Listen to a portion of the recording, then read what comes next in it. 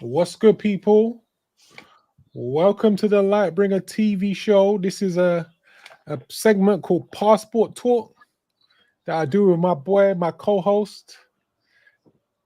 Where's Where's Johnny? what's good? What's good? What's good? My boy got that rebrand, He got Yeah, that you know that. rebrand. So he That's what's went previously known as keeper. the what keeper? The brother's keeper. You The know that. I'm brother's still the keeper. brother's keeper, Okay. by the way. Yeah, I'm yeah. still AKA. I'm still the AKA. brother's keeper. But Yeah. yeah, like Bringer said, it's where's Johnny, but I'm always the brother's keeper. I'm looking out for the brothers. That's So why we do. guys, if you need to get some lifestyle coaching, yeah, and all the other services Where's Johnny provides, you can subscribe to his channel. Hopefully, YouTube, you're on the YouTube algorithm now. Yeah. Maybe not, because he's new with the content, but he's come with some content. So definitely look forward to him. So guys, today this is a live show today, guys. So if anybody's watching and they want to join in, let me know. Hit me in the comments. I'll send you the link. We're going to be discussing a few things today. Let's just set the table. So we're going to be discussing Dominican Republic is done. Yeah, so that's that's my statement. Brazil is better. That's my statement. When I say Brazil is better, it's a euphemism for many countries. Colombia is better. What I'm ultimately saying is the days of Dominican Republic being a what's the word? Hey, what's up, Jay? What's up, Jay? J curve, the J curve. Oh, Yeah, is that man. Jay Quillen? If he wants to chime in, he can chime in. No way. I'm back on YouTube, man. We need to connect at some point. I'm trying to do this YouTube thing. So the days of Dominican Republic being a passport destination, let me rephrase that. It's always going to be a cool passport destination, but it ain't the tip of the iceberg anymore. And I'm going to be fair and balanced. A lot of guys told me about this from a long time ago. A lot of brothers tell me about, look, DR is done. It's old news. So I'm coming to terms with this right now. I'm coming to terms with it. I had a come to Jesus moment. Yeah. A come to Brazil moment. See that you like that pun right there, yeah? That's I real. come to okay. So yeah, so guys, as some traveled brothers, we're gonna dissect that. Salute to Jamal around the world. Salute from New York City. We like that. The Yeah. Big Apple. Some UK brothers to some US brothers. Peace and love, man. So yeah, so that's subject one. We're going to talk about how DR is just fell off. I don't really want no parts of it. I still have a property that I'm building out in the DR. And let me not throw the baby out with the bathwater. I still will build my property and I'll still have that as my vacation home. I do like elements of the island life, but the reason why DR has put a wrench in the game is that it's too close to America. So brothers are going down and they throw in too much money on these females, and the game is all messed up. The women are Americanized, too close. So Brazil, that's why I say Brazil's better. So that's subject number one. Subject number two, we're going to talk about some social eco issues that we always discuss. Johnny gets real deep on that with the analysis. And then subject number three, the boomer division, the division between the boomers and the millennials in terms of it was summed up between the video I made earlier yesterday between DC Rob and Austin Holloman. Yeah. They went to have a clash, a nightclub clash. Who can get the most females in the club? What do you think about that?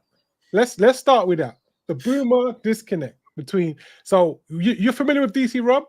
Yeah, I know who he is. Yeah, yeah. You You, sent me well, you didn't send it to me, but I was busy today and I caught a little bit of it. But I'm familiar with the brother. At first, I just thought it was some old guy coming at Austin, but he's actually in the travel space, if I'm not mistaken. DC born Rob.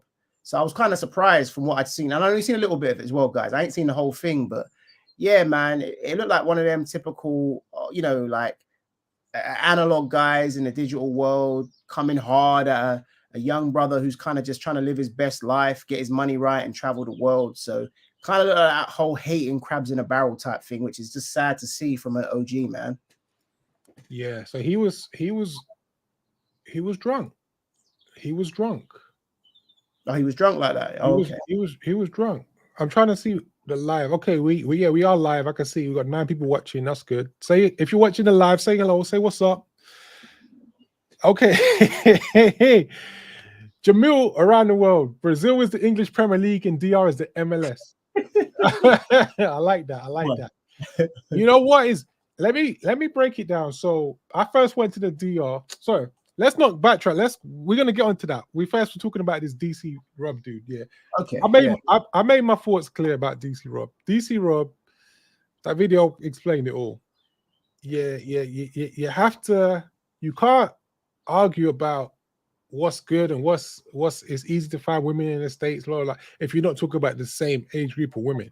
Yeah. That's the key factor. It's like, listen, you that makes it a fair, because in a fair test, you can have one variable, right? One variable to determine the test. But if you have 2 variables, so the variable ultimately is 2 different people. It's Austin and his thing. Then the other variable is the age group, and the other variable is the target. Facts. Yeah, we wouldn't even. I seen that part. I wouldn't even do that with Austin because I'm like 10 years. Me, we're about the same age. But like Austin's a lot younger. Austin's like a Gen. I guess he's like a Gen Z, right? Kind of. He's 100% Gen Z. Yeah. But the thing is, it's like the difference between. So we're different in age. Like we're the same generation, me and you. Yeah. Same age, more or less. He's Gen Z. We're millennials. Yeah. But the thing is, the variable is me and our age group is different between us and Austin, but the target, at least for me, is the same. Right, that's true. Potentially, DC born Rob. If the target is the same. How old is that brother? Like he's 61. Oh, whoa. Yeah, he's 61, so he's a boomer. Well, out of Austin's sort of demographic, and also not even just with like as it pertains to women, like mindset. Austin's a 23, 24. Yeah. You know, you're not going to have a lot in common when it comes not just to women, but like the mindset of a young man. You know, my nephew's like closer to Austin's age, and I can't reach him. How's DC born Rob going to reach Austin with advice in game? You know what I'm saying? Don't get me wrong, you can learn from your OGs and that, but Austin's mindset is probably the right mindset to have. You're a young black man in America traveling right now with the climate of everything in America. It just makes sense. I don't understand the hatred. So it is what it is. Telling him to stay in, where's he from? Like somewhere in Texas, right? Yeah. Telling him to stay in Texas and stay on his block. That makes no sense. How can you advise that? I don't get it. Like, he's setting him up for failure. Like, what?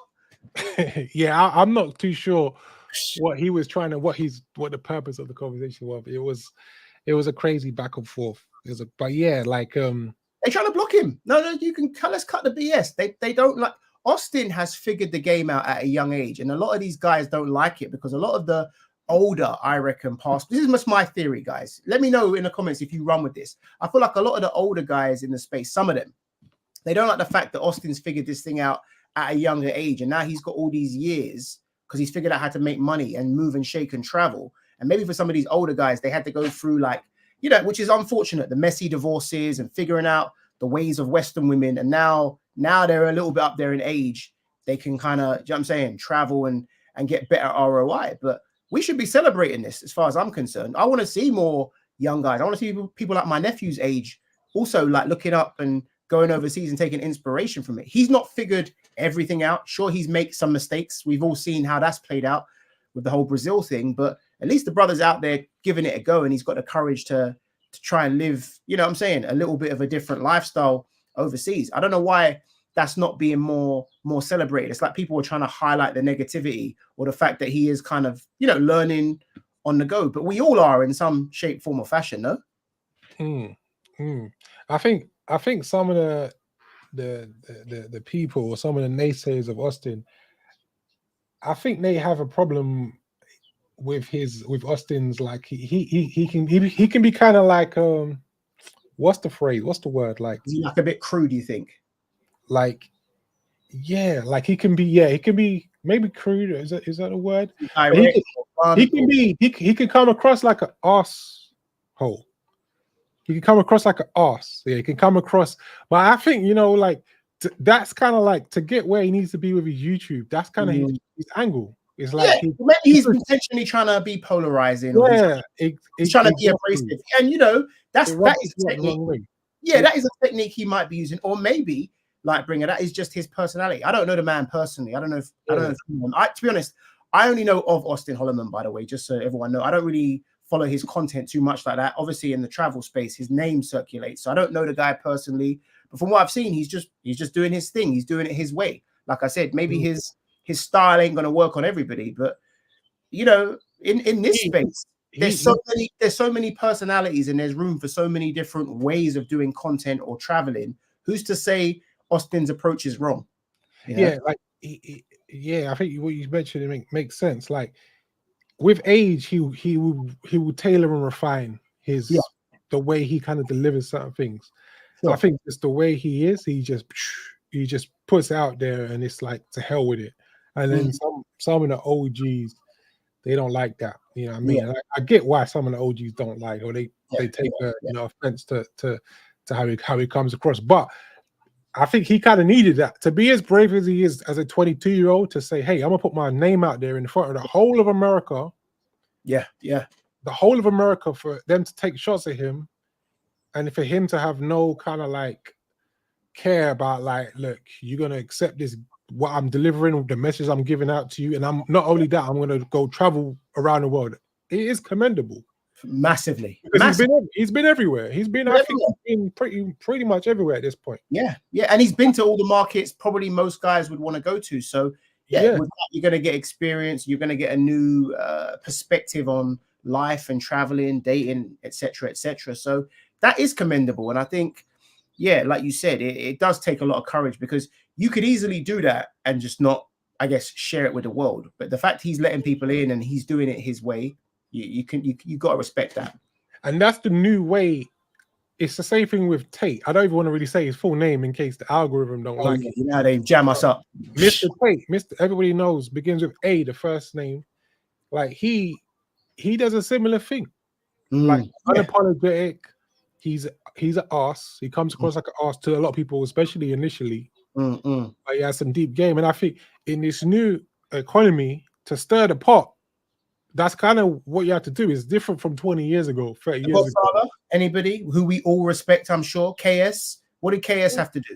We all had on good authority. His friends, Uncle D, who's also the Blizzard King, but we all know we know these men do a lot behind the scenes. We know it's kind of an act a little bit, and even though you're getting the game, but these men help a lot of people with these consultations and the work they do that we don't see on camera. So to kind of your boy 1MT to get attention, and to get the message out there, you do have to. We've done it a few times, like bring on these streams. You have to kind of hit hard, and you know what I'm like in person because we've traveled and we know each other like that. Sometimes when you and I are speaking to each other, when it comes to like making our moves, we have to go, like, hey man, you got to do this if you want to get to Brazil, whatever it is. You have to be direct, man. It ain't every day softy soft like dance around, especially for us.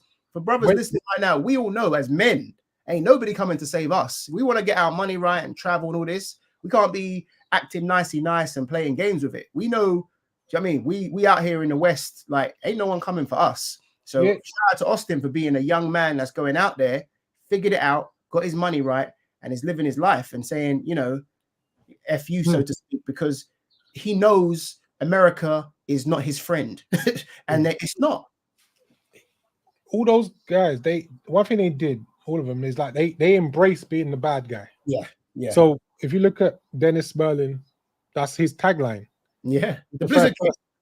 I think he's the first person I got that. I'm sure he's the first person He said embrace being the villain. I remember Uncle D had a video. Yeah. If you look at Kevin Samuels, he was prepared to be, he was very, very refined and he had some class, but he was ultimately prepared to be. Austin he's more brash with it. He has that young, mentality. And then Tate, same thing. He was willing to be the bad guy because, So 1MT, oh boy, is as well. Gives out great game. 1MT is happy. Yeah. 1MT. 1MT. He's tailored in the artistry of being the bad guy. Yeah. And what is ultimately, to bring it back to like the disconnect with the females, it's so different. I'm repeating myself. It's so different to holler at a 24-year-old who has 3, 4, platforms of social media where she's in demand. Mm. Guys are trying to holler at her. She's on these sugar apps. She's on she's trying to get monetize herself, her beauty, because that's what we live. 1MT talks about it. I've been talking with this about 1MT for a very long time, probably up close to 6-7 years. Mm. The best women in your city, if you're from New York, Chicago, Miami, LA, London, Paris, you know, if you're from a major city, these women are monetized. So if you're going to go there trying to run your game like DC in the club, first of all, a lot of the best women, they're in exclusive clubs. Yeah, they're in exclusive clubs. Let's just keep it real. So you're not even getting to some of the better women, yeah? Let's keep it, call a spade. Like, he's hollering at 40-year-olds, 45-year-olds. That's what he's hollering at. So he got on this whole charade about, I get chicks and I get women, and he thought, what I think it is, he spent so much time in Colombia, he felt, you know, when you spend time in these countries, you start feeling like you're the man.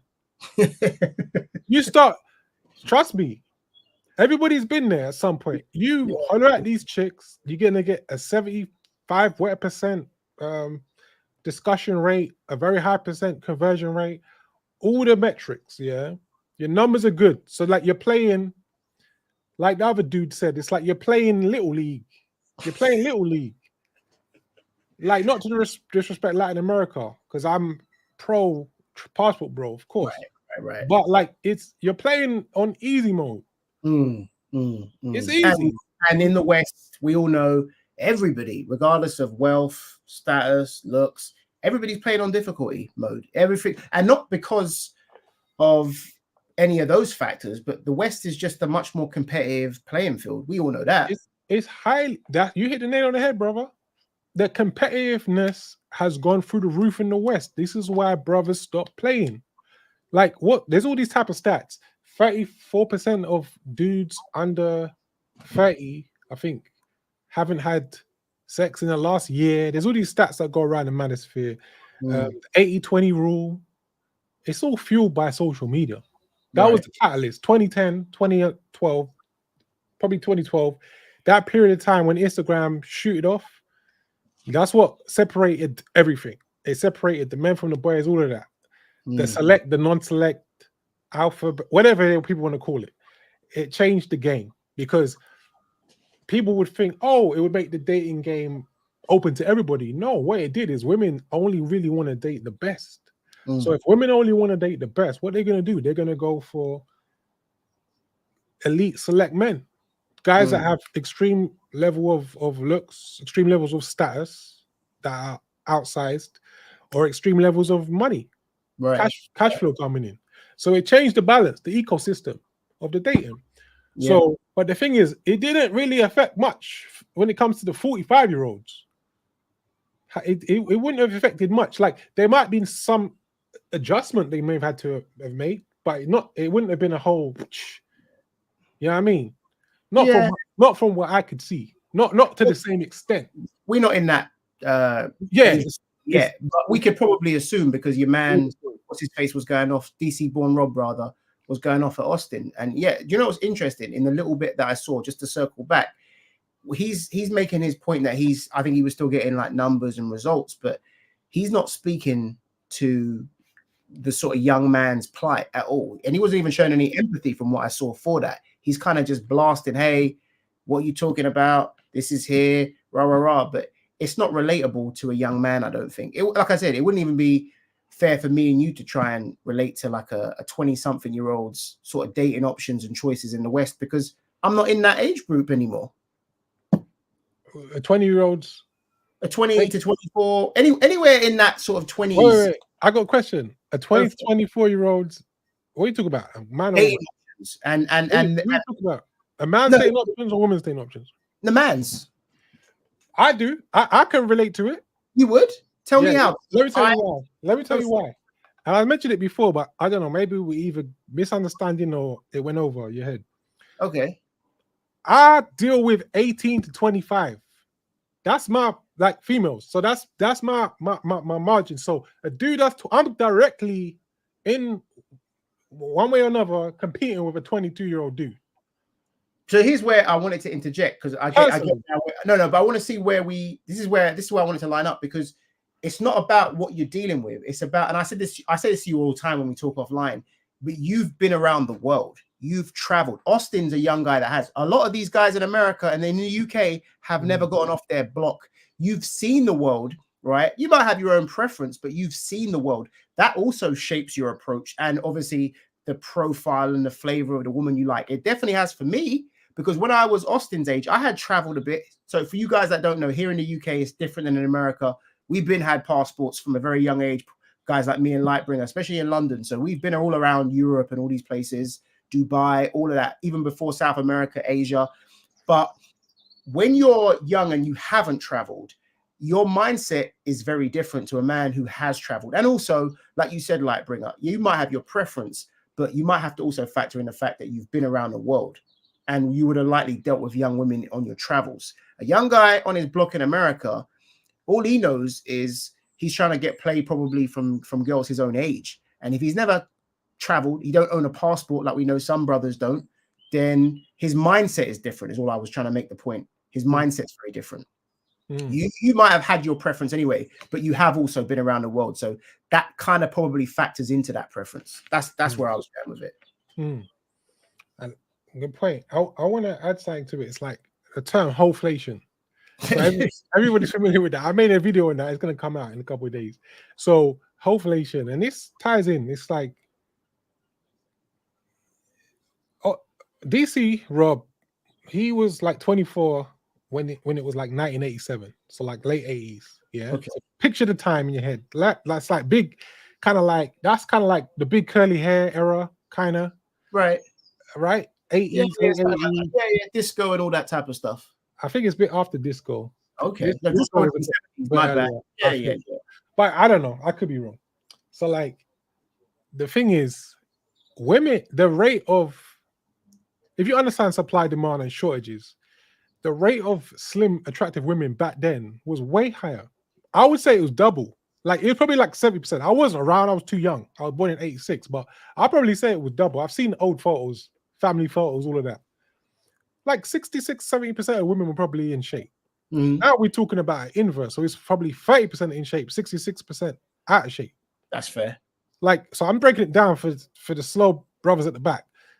It's an inverse. So you have the same amount of dudes, because dudes are roughly the same. You know, maybe well, you could argue the world as a whole is more obese now, to be fair. Yeah, the world is more obese. I give you that for sure. I think women got the brunt of it, but you're right. The world is more obese, but that's the whole thing about, like, a woman's looks is a value. So there's more emphasis on her to look good. You can be Rick Ross.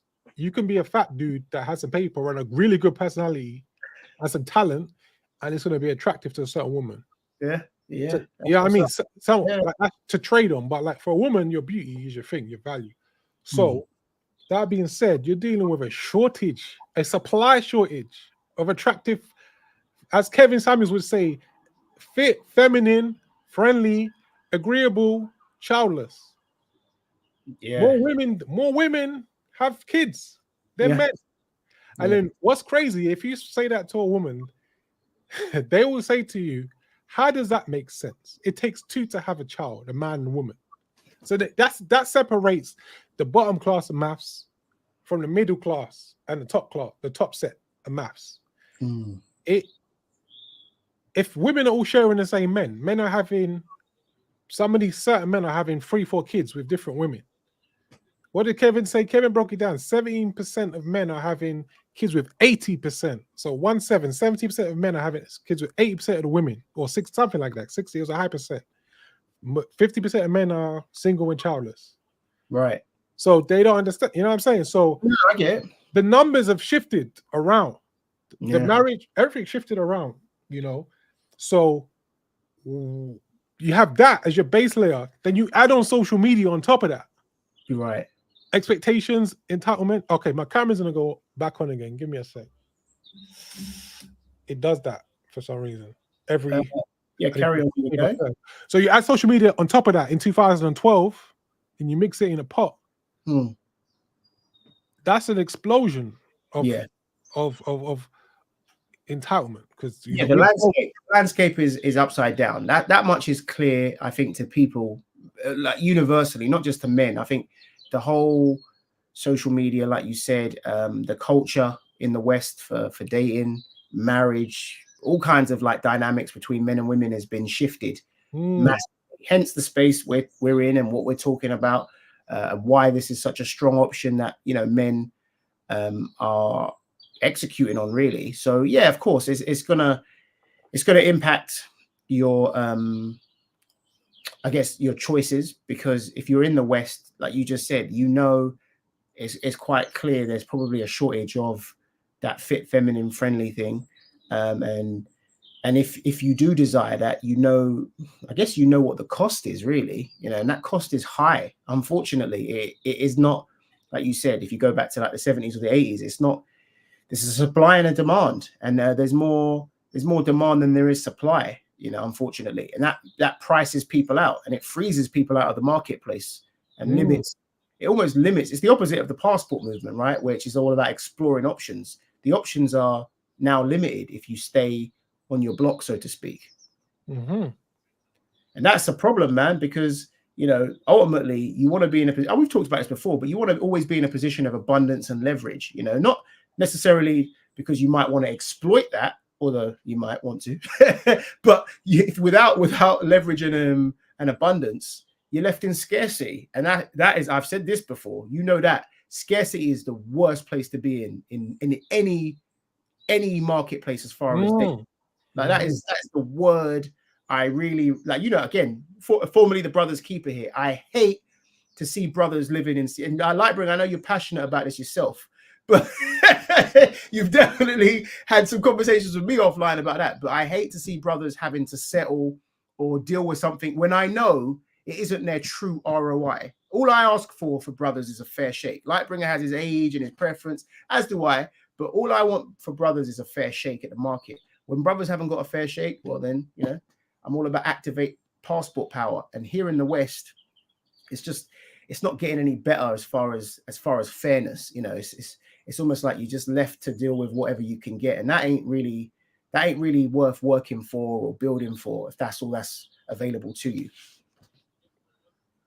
It's crazy, bro. It's crazy. I'm gonna try and find a video that I can show you about some of these brothers. I'm gonna see if I can do it. Okay. I'm gonna see if I can do it. Let's see if I can do it. Let's see if I can do it. Save. You got a couple of comments here, Lightbringer, coming through if you want to read Give them him out. a shout out, bro. Give him a shout out if you can read it. Dre 3K. He said, I'm not a fan of Austin, but he's doing the right thing at the right time. He's using the internet to make money. Yep, we push that. And I think that's the way brothers should go. Flights are more affordable and young enough to the point where he has no back pain. All right. Xing Shang, Pookie's brought DR to its shadow of its former self. And to be fair, we was out there in January, right? So we definitely saw that Xing Shang. Facts. Okay, I'm back. I got my little. I'm just going to read this last comment from Xing. Go ahead, read that one. Go and read that. I'm not going to lie. Shout out to TaylorMade Dreams, the OG, and Cuban Dave were the biggest voices in promoting DR at the time, pre-2019. Yeah, Lightbringer had told me that. You know, I'm not going to lie. I've only been following TaylorMade Dreams for about a year and a bit now, but I love the stuff he puts out. But yeah, I heard he was one of the originals for pushing the DR, and I think he's now kind of pushing more sort of Asian content, if I'm not mistaken, Lightbringer, right? But yeah, that's a perfect segue. Yeah. What was that you, or did a person say that bring him up? No, that was a brother in the comments here. Oh, I see. And Kieran got the biggest voice of promoting DR at the same time. Yeah, see. Now we can shift over to the DR segment, yeah. Xing Shang. I'm a newbie, guys, to the DR. Oh, you did to the DR. So you can chime in. I'll lead on it, but you can chime in. So like, I went DR 2016 for the first time. I've been going pretty much every year since. I've been like 8 times over 8 years, yeah. And I remember maybe probably that same year, I found out about TaylorMade, or maybe just after. But it wasn't too long before I first went that I first kind of like got the urge to go DR. It wasn't like I was researching for years. It was very quick. It was like I think I saw some stuff online. I went, bought my flight and went. Great times, yeah. But the thing is with the DR, it's too close to the States. So what does that mean? Basically, the weekend warriors, it's a safe country only. Overall, it's pretty safe. So tourism is their thing. So that tourist money coming in every week. And yeah, I mean, and it's changing the culture, it's changing the attitude. Women have more tattoos, women are more overweight, they're becoming more like, people used to tell me this, but it didn't really like affect what I was getting into. It was still good. Everything was still good. I could see what they were kind of trying to say, but I'm like, okay, it don't really affect me. I can still holler at these dye pieces and I'm good. And I'm good. But like one thing I'm starting to realize that's kind of new is like, so maybe the last 4 years or so, it's like, especially last couple, some of the dimes they're getting flaky. Like they leaving you on red. They ain't really providing this, you know what I mean? The like they used to. You know what I mean? They getting finicky. So it's like, well, there's a change, man. Anyone that's been, and then TaylorMade, he's spitting the truth. He's a trendsetter. Yeah, he's definitely one of the OGs. He's spitting the truth. Like, I've seen the shift. Like, they following these American women. They following these American women, but to someone that's new, it's gonna still seem great. How do you feel? You went to the DR for the first time this year. How did you feel about it? It's interesting because I'm going to the DR. Well, I've been to the DR and I've been at an age where I'm like kind of well traveled, if that makes sense. Like going back to Austin, right? If I was Austin's age and this was like one of my first countries and I just left my block in the States or here in the UK, I'll probably still be like you said, I'd still be like wide-eyed, like, oh, this is awesome. It's paradise. Because anything, let's be real, anything outside of the West at this point is going to feel like, I told you this the other day, anything outside the West is going to feel like paradise at this point for most modern men when it comes to the dating marketplace. But I can absolutely buy into what you're saying as well, because I definitely picked up on the sort of the westernized culture of the Dominican, because when we were there, you know, everything felt kind of westernized, the sort of shops and like the attitudes like you mentioned and the people. I was like, this kind of feel like I'm in South Beach, Miami. It had that kind of vibe to it, you know, so it didn't feel like an authentic like representation of like the Caribbean or the Latin America. It felt like like you said, a weekend warrior territory that you would come to turn up with your friends at. And, you know, that's okay for some people if that's what you want. But if you want that kind of authentic sort of Latin or Caribbean experience, as far as like culture and lifestyle and certainly women, it probably hasn't, not where we were anyway, it probably hasn't got that maybe anymore. And again, that's probably because of, you know, the infiltration of Pookies and weekend warriors, which is unfortunate, but that's, you're always going to have some riffraff in this travel space. And it's, like you said, the proximity to brothers on the East Coast of America and the affordability of flights and the DR is always going to be a major sell. So that's not going to slow down anytime soon. Is it still somewhere worth visiting though? Yeah, for sure. I still had a great time, for sure. But if I was looking for like the Mecca of travel and just like authentic peace of mind and experience, warm culture, down to earth women, do you know what I mean, who are completely like feminine and not indoctrinated, I'd be looking to somewhere like Brazil for sure, and possibly still Colombia, safety prohibiting, of course, because we hear about what's going on there. I wouldn't really be looking to the Dominican Republic for that. You can still have a great time, but Lightbringer's right, it's definitely very westernized. And for me, I'm just not a big fan of Western society and Western culture at this point. So I'm trying to travel to places where I don't get that vibe at all. Exactly, guys, exactly. And yeah, let me show you guys a clip. Let me see if I can show you guys a clip. Let's give some guys a treat.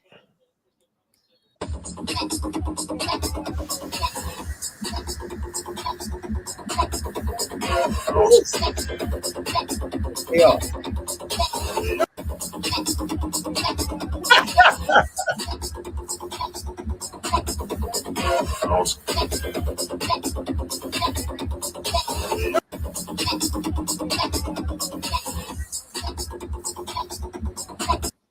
Okay, I'm back. I'm DR. Yeah, we're going DR, baby. We're going, yeah, we're getting fun.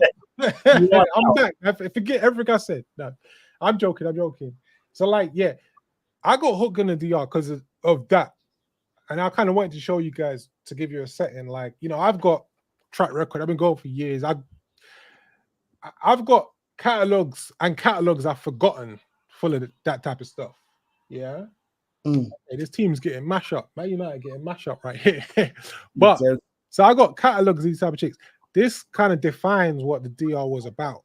Yeah. In terms of, so you had the island life and you had the beautiful red bones. The beautiful red bones. The first one was the best. Did you see the first one? Let's come on. Let's call a spade now. Yeah, one more playback. One more playback. We've seen some of these women there, man. The first one. Oh, this one. Good body. Good body.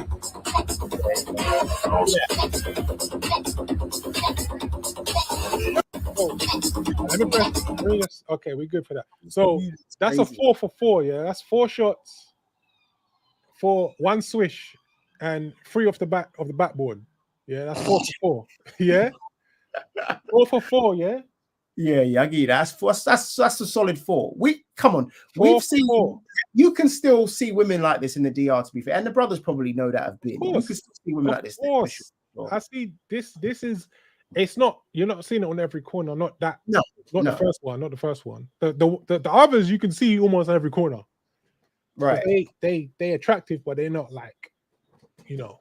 There's levels. That one there with the crazy backside. And I mean, it's probably surgery because you know surgery is quite common out there.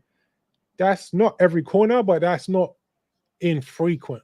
You know, so it was a case when 2016, 17, there was social media, but it was more emerging. They were probably like iPhone 2, iPhone 3s, because if there was iPhone 7 at the time or whatever it was, I don't know, they were behind. Right. But everything's changed. 8 years, it's a new half a generation. So that was kind of like young millennials that I was dealing with. Yeah. Think about it, like kind of, like because 8 years ago, innit? So they're like late 20s now. So they're young millennials, but now we're dealing with a Gen Z Dominican. Right. And some of the brothers in the comment section are kind of echoing your points here, Lightbringer, from what I'm seeing as I'm looking here. And look, social media, some of the brothers are saying social media is kind of influencing the women. They've got access to smartphones. That's true, you know. But I touched upon this as well, but a lot of it is just kind of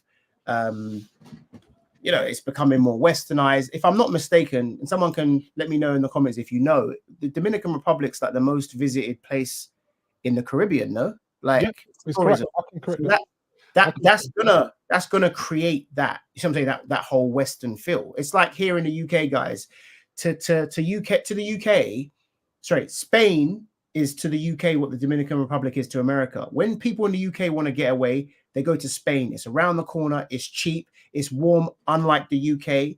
And then you go to all these little islands, right, which started off back in the day, back in the 80s, where it was like nice and it was warm and you could get these beautiful Spanish girls running around. If I was to go to any of these little islands in Spain now, all I would see is girls from my block in London who I probably knew. I'm not going there, am I? And they have a bad image of British people. Like they don't even hold British people up. And I think it's kind of the same. It's like Dominicans probably now look at Americans and just think, okay, that's an American. I can squeeze money out of him. Right. Like, you know what I mean? Slightly different, but slightly the same. Like I can squeeze it. Like you're not getting that authentic experience anymore. No. So for me, I will still go back to DR. Like I said, I still have investment there. But I say I'm splitting up my time differently now. My primary is Brazil, secondary Colombia, DR.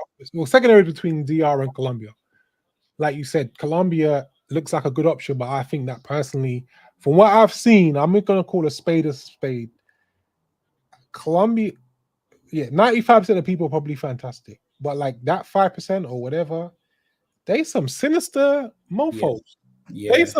They really sinister, like Yeah. real, like Yeah. on some crazy shit. Yeah, I've seen Like, enough case crazy studies shit. now. Yeah, You know there's what I mean? been a few. Crazy There've been shit. a few case studies now where like things are Like happening. something ain't right with them people, man. That 5%, something ain't right with them. Because Yeah. with a Dominican, like they might rob you, they might scam you for a little $10. When I say rob, I mean scam more. Mm. You know what I'm saying? They might get you for $50. They might steal this, steal that, beg for this, beg for that. I ain't trying to like drug you and all this. No. So yeah, but I'm not going Medellin. Yeah. No, forget about Medellin, but other places possibly. But right now we're focusing on Brazil because Brazil is where that's the hub for me. That's the new hub for me because my whole thing was okay, like because obviously I've been Brazil. My whole thing was well, DR's got the red bones. Brazil is more like an eclectic taste. It's more, it's got everything. It's got gin, you know what I mean? All types of beautiful women. But I was like, okay, I don't know if it could really provide them red bones the way I like them red bones. But I think when you dig around, because it's a big population and you get, you know what I mean? You kind of get the lay of the land. You can find everything you want. You I can think so. use your little roster. And it's a massive country as well. Like, let's keep in mind, it's like 200 million. So yeah, it's huge. So I had to kind of adjust my perspective. Like, look, you can, you know what I mean? You're the man. When as long as you do it correctly, you're the man. It just DR was very like point and click, very like low adaptation level, you know. Whereas Brazil, there's more learning curve, and it's more like you have to be careful. Like, okay, if you go to a certain area, you know what I mean. Like the favela. Safety is going to be a little bit of an issue. Not a little bit. It could be a big issue in certain places, but safety is always going to be an issue to some extent wherever you go. Nowhere is, in any sense, women, safety, whatever. Nowhere is utopia outside the West. We all know we are taking a certain risk in this game by using these passports. You know what I'm saying? You are traveling outside the conceptional West. There's pros and cons to that. We are, whether we want to admit it or not, we are more civilized to some extent here in the Western world as far as the same laws that can oppress us. You know what I'm saying? Like, they actually can also keep us safe. So when you're going to these and I remember I lived in, by the way, guys, I lived in Turkey for 3 months, right? So I can tell you, because there's an element of Islam that runs through that country, some of the things that brothers try and get up to in these countries in South America, they just would not play that over in Turkey. They'd run your ass out of there. I mean, you can't do the pookie stuff out there, you know? So there's always going to be that element of like, you have to try and move safely and you have to kind of abide by the laws and know the lay of the land. But yeah, Lightbrick, you're right. I think if you were living in a Brazil, you quickly would adapt and get up to speed. And as long as you get your head screwed on and you have it on a swivel when you need to, you'll probably be all right, because there's probably things that go down in Brazil too. We don't hear about it as much as we do about some of the horror stories in Colombia. So I feel like I would feel safe in a country like Brazil because of one particular reason, and that is the fact that Brazil is very, as far as, I mean, let's face it, brothers that look like us, Brazil is very like heavily pro-black. They're very proud of like their African roots and all that in certain places like Salvador and Rio, from what I understand. So I feel like I would blend in well enough where that would help my sense of security out there. Do you know what I'm saying? And that actually is something I think helps markets like that thrive for getting brothers from the States and the UK to go visit these countries, because now it's like you feel like you're around people that look like you. Maybe in them cities like Medellin, the issue is the fact that there isn't enough of that sort of like color there. You know, brothers are traveling there and they're probably dealing with more of those sort of like white Latino women. So that could be where the issues start. Yeah. So do we have any, that was all good points. Do we have any, anyone wants to join up live? Did you drop the link? Yeah, I dropped a link. Everyone's being shy today. So let me get some shout out in the comments though. Yeah, there's quite a lot of comments. Xing Shang, you know, everything you've been saying has been facts. He's been saying a lot of cool stuff. What's up, Rolando G? Who else we got? Marius P. DR getting a little out of hand with the BBLs. Apparently, You're visiting Thailand soon, yeah? Like so with the BBLs in DR, I agree, it's getting out of hand, and Oh yeah, gym, the lack of the gym culture, because 15 years ago the women were slimmer, so you could just accept the slimness. But when a girl wants to eat a lot and it just says fuck it, I'm gonna just get a BBL, I don't like none of that. I don't like that look. I don't like it's. Sometimes it can look good, but like majority of times I don't like that, especially when they like thick. I don't like that. Like I like fit women, like fit women that look like they do planks and Pilates and shit. Brazil, mate. Brazil and Colombia, which have got Okay, like so heavy gym culture. I got a some potential controversy. Yeah. So me and Johnny were discussing about who's got the biggest booties. Yeah, Dominican women or Brazilian women. So Yeah. I'm saying Dominican women have bigger booties than Brazilian women. Johnny's saying that Brazilian women have bigger booties. So I'm saying Dominican have bigger. He's saying Brazilian have bigger. So in the comments, guys, right now, tell me who's got the biggest booties, Brazilian or Dominican women? And you need to have at least had relations with 10 Brazilians and 10 Dominicans to give a concise answer. So go ahead, guys. There's 11 people in the chat.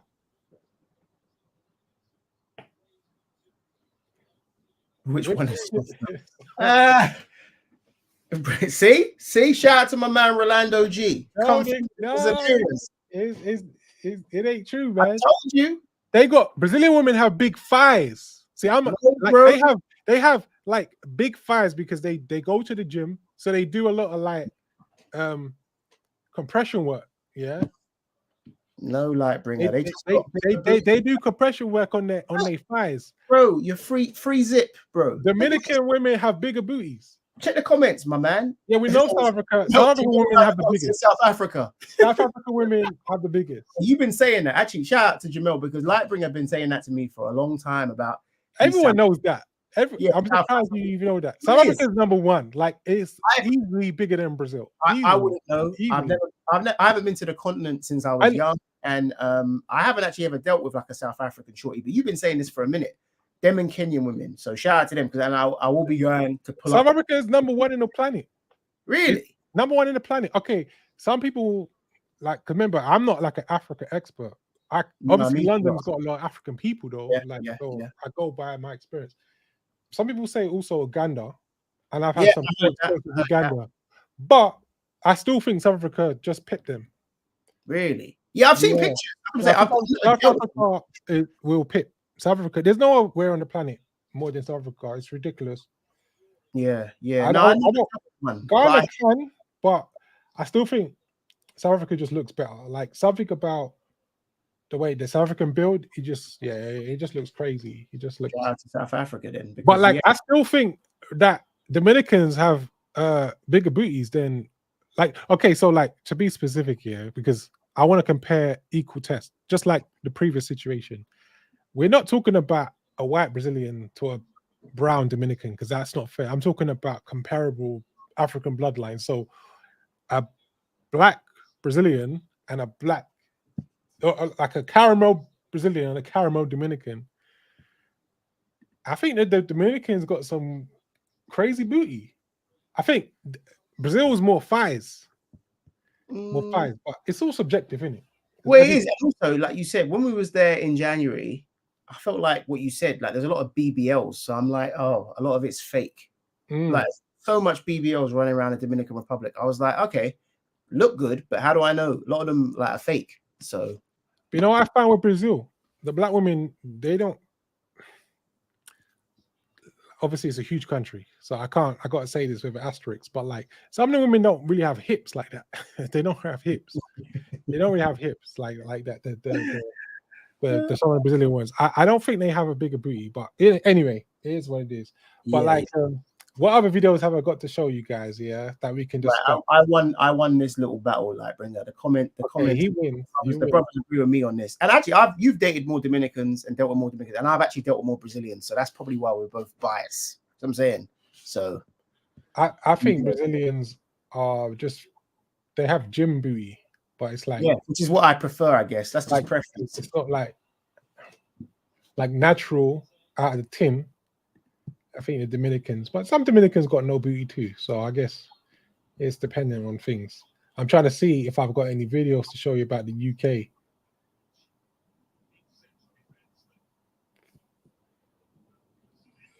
The UK situation.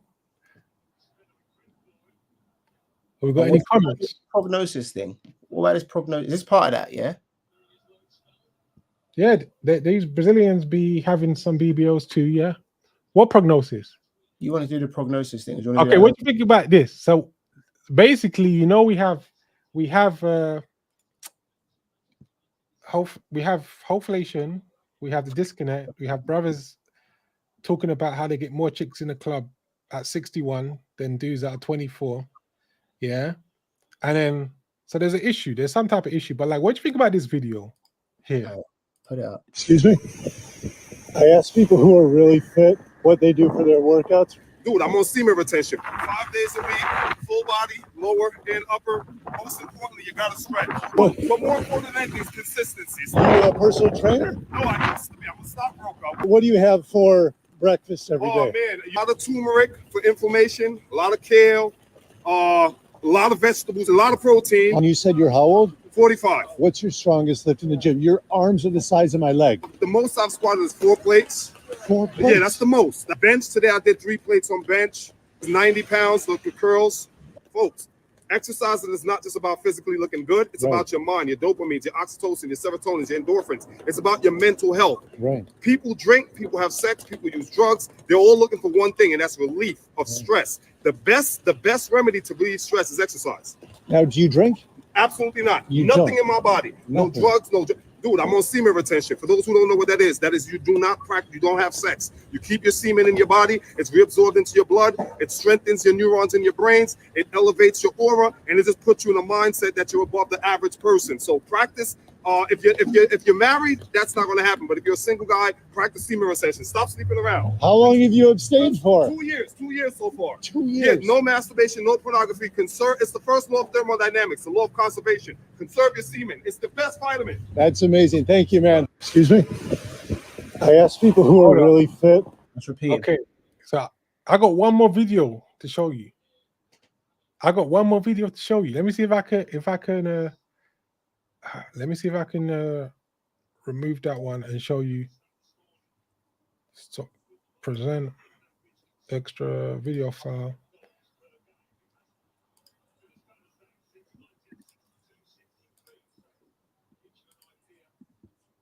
Had mentioned about a year ago that you are celibate, you know, you're trying to kind of change things in your life. Are you still currently celibate, and how has that been going?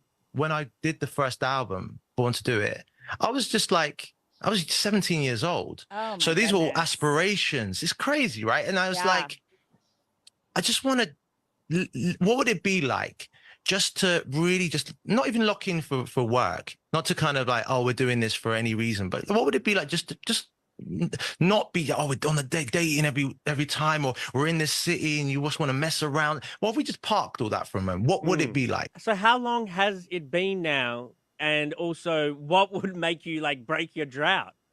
Do you know what? Like for me, it's been like, I know to the date, it was like 2 years now for me, which is like, so, but in a funny way, as much as I was like, wow to myself for a moment, it just felt that when I look at what has creativity. You had mentioned about a year ago that you are.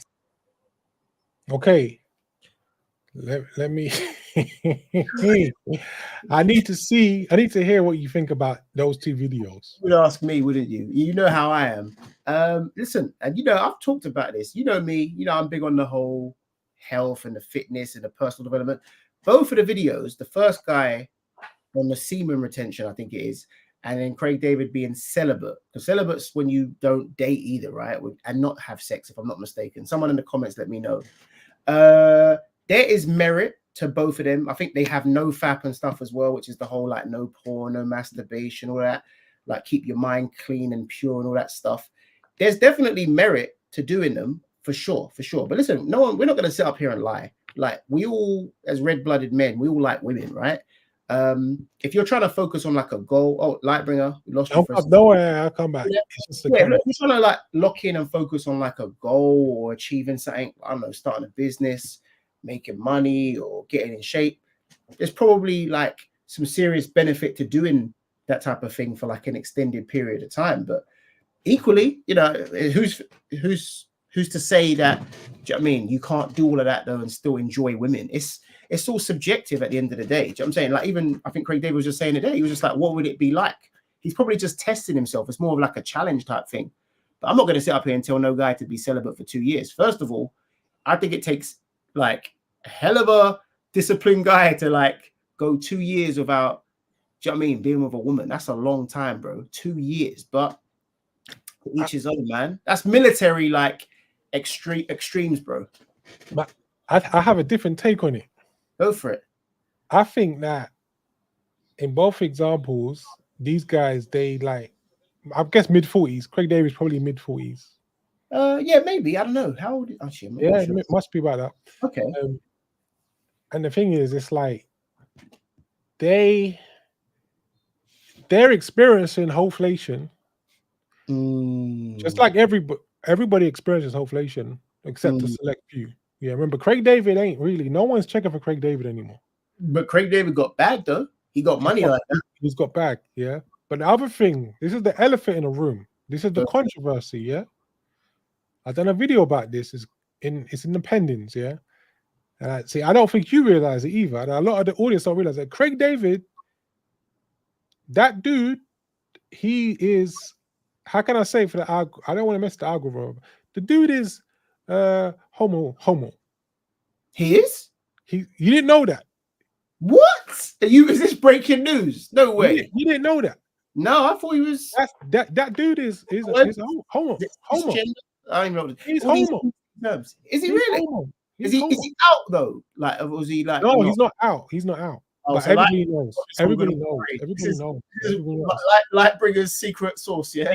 He's no, it's not to me. Like, pause. Like, it's just known. Anybody in the industry will tell you. Anybody, like one of my ex-girlfriends, she was a singer. Yeah, wasn't big on that. Her mum used to be a backup singer for like Sting. Yeah, and she kind of like, she'll fill her daughter up with the information about what's right. People in the industry know, but he hasn't come out with it. Do you know what? As I'm thinking about it now, I'm like, it's not that far-fetched. You know what I'm saying? If you look at him, maybe the brother's mannerisms and stuff like that, but it never really came across. Yeah, that dude. That's why that dude has no problem doing that, because he ain't. It's a diversion. It's kind of like a beard. Some gay dudes will be like, okay, I've got a beard, a girlfriend. That's you know what I mean. That's not really a. And then this is another beard. You know what I mean? So what is with Craig David is I even want to deep that delve, because that's kind of like a deep situation. Like it's a strange situation, yeah. But so the other dude, that's just some bullshit. Talking about Jay, like Jay, man. Just cut it straight down. The man was breaking down like this and that. Here's why you do it. It's the strongest. This absorb. Yeah, that's probably true. Bro. If he's getting into the science, Lightbringer, I want to challenge that. If he's getting into the science, there we go. Hey, what's up, y'all? What up with you, boy? Yeah. How long was you in the back, Jay? What's up, bro? How long was you in the back? In this back maybe about like 3 minutes. Yeah. It's all okay. Good. Yeah. I just see you. So like, good to see you, bro. Thank you for joining the live, man. I appreciate it. Oh yeah, man. No problem, man. I've been waiting for you to get on YouTube for a minute, man. I'm like, where's the content? Where's the content? I know, man. I've been missing an MIA, man. I'm just finding my feet now, you know. So like today, I don't know where you're up to with the content. I don't know if you've been tuning in or you just jumped in. I don't know where you're at. You want to chime in on this 2-year celibacy thing for these dudes that are in their mid-40s? You know, I did not see that part actually, because I was setting up to come up. But yeah, man, I was just like I was hearing you guys talk about the DR and how things have changed since the last time you've been there. So I was like, yeah, well, I haven't been to the DR, but I have no desire in going there because I already know what it is. So. Yeah, you're spot on, bro. It Yeah. ain't what it is, man. And I mean, you told me I think you told me close to a year ago. You're like, hey man, why you deal with the DR? Like, why you go there? And Yeah, man. I was still like I said in the previous part, like I was a bit caught up on the red bones. I'm gonna just be real. I was caught up on the. You know how it is. You go to high school. I don't know what state are you from? I don't know if you're allowed, if you can really say. I'm from California. I'm from California. So in California, like, what was the racial breakdown in high school? Well, I mean, in California, for one, it just depends where you're at in California. But California is a melting pot. It's, I mean, anything you want is out there, even like including, like, that's why I was able to actually date a lot of foreign women while in the States, because I mean, they're just everywhere, you know. So, but you know, eventually a lot of them do become westernized, except for, in my opinion, Filipinos are the only ones that really don't become westernized like that. Yeah, but yeah, other than that, man, I mean, it really depends on the area. Like with my area, usually it's going to be mostly white people, but in my area, it was, I would say, there was a pretty good amount of black people. Let's just put it that way. So like what it was like for me, like I grew up in London's a melting pot, quite a black area I grew up in. So it's like how it was, the black guys, anybody who was kind of like, you know, you get some money, you get the light skin girl. It's the whole rapper thing. You get the light skin, you know, black guy go get the light skin girl when he makes a come up. So it was like it was an offshoot of that. So it was like I love dark skinned women. Let me just make that clear. Nothing better than a beautiful dark skinned sister, but that was do you know what I mean? So when you now had a whole island where it was like, okay, went there, boom, island, light skinned girls, red bones, blah blah, all kinds of shades, yeah. That became like a shtick. It became like I got stuck on that kind of like, you know what I mean, that branch. The red bones, yeah, and I couldn't like get off of it. I couldn't. My taste bud became acclimatized to it. So what I did, I realized, I said, as the game changed, yeah, someone said DR is officially washed. Yeah, I want to make that the title of my video. Yeah, like it became, so the girls started getting flaky. Some of them started getting like the rich boyfriends, foreign boyfriends. They started flaunting money, like lacking a bit of class. The tattoos came, etc., etc. So I said, you know what? Like, I'll still go to the DR, but it just definitely isn't the same. It definitely isn't the same. Same thing here in Colombia. Same thing. I mean, it's getting, but I mean, with me, for one, I could go on kind of the outskirts of like the main cities, so it's not the worst thing. Even though I love Cartagena, for example, like I still love Cartagena because I understand how to move in Cartagena. Had I not been to Cartagena prior to like the Pookie invasion, like I probably wouldn't like it. I probably wouldn't like it at all. But seeing as I kind of know how to navigate, another thing is like brothers are going for the bottom feeders, so I'm not really worried about that either. And yeah, but it's definitely, there's a Pookie invasion, except for right now, it's May, so not a lot of people are going to be traveling here. So that's another thing I actually enjoy is I'm always here in May for some reason. I'm always here in May. So it's nice, man. I got pretty much Cartagena on lock though. So I got a question because I've never been to Colombia. Yeah. How many major cities are in Colombia, would you say? Major cities? I mean, I'm not sure what you would consider major, but there's like, obviously like Bogota, Medellin. I've never been to Medellin, and I'll go, but I'm not that interested because we already know what that's about pretty much. Then you got Cartagena, you got Barranquilla, Cali starting to pop off, Santa Marta. So what is that, like 5 or 6? 5 or 6. That Cali, Cartagena, Santa Marta. Yeah, it's a big country. It's like 50 million, 55 million, right? So Shoot. similar population to UK, bigger than UK, Yeah. but similar population to over here. Now Colombia looks great. My problem is, and maybe you can chime in on this, is like I find like maybe it seems like 1% of the Colombian population are completely degenerate and on some crazy criminal shit. Yeah, I mean, but that's in any.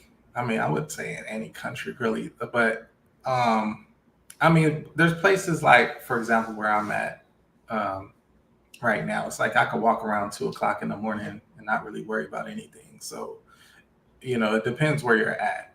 There is obviously a heightened sense of danger out here, but it's something I wouldn't like overly concern myself about, especially if you know how to move, because I know we hear a lot of these stories of people getting drugged and robbed and stuff like that. Don't wear chains. That's one thing. Like, I don't know how many times I gotta say that, but yeah. Another thing is kind of like people are like, oh, these guys are getting drugged and stuff like that. I'm like, well, you got to realize like millions of people visit Colombia a year, like millions of people, and you're talking about a very small portion of people. And then on top of that, you got to realize they're trusting Colombian prostitutes. Like, Yeah. you know what I'm saying? Like, Yeah. I trust this Colombian prostitute. Like, okay, well, Or drug, you know what I'm saying? they do drug or get involved in drug transactions at one. Yeah, so 1 a.m. so you got to realize like a lot of them are doing kind of shady dealings, and then it's like, oh my god, I can't believe I got drugged. I'm like, well, if you're messing with it can happen with the party girls too. Like, but I mean, if you're dealing with party girls, you're dealing with prostitutes. Or let me stop saying that on YouTube. Pros. If you're dealing with the pros, then you know it's you know, you're rolling the dice, and then you're not staying in a secure Airbnb on top of it. I mean, it comes with the territory. So Jay, I know you have a deep understanding of like psychology and psychiatry. Would that be correct? I'm fairly, I mean, it was part of my job. So, yeah. So like there's a clip. I think you said you missed it. So there's some brothers that are embarking on this a celibacy journey. So basically, let's call it. Some people call it nofap. Some people call it celibacy. Some people call it. What did the other dude call it?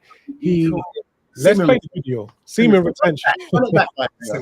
Let's pull it back because you didn't see it. Yeah, let me. Yeah, let's see what you're talking about. All right, hold up. Let me get my.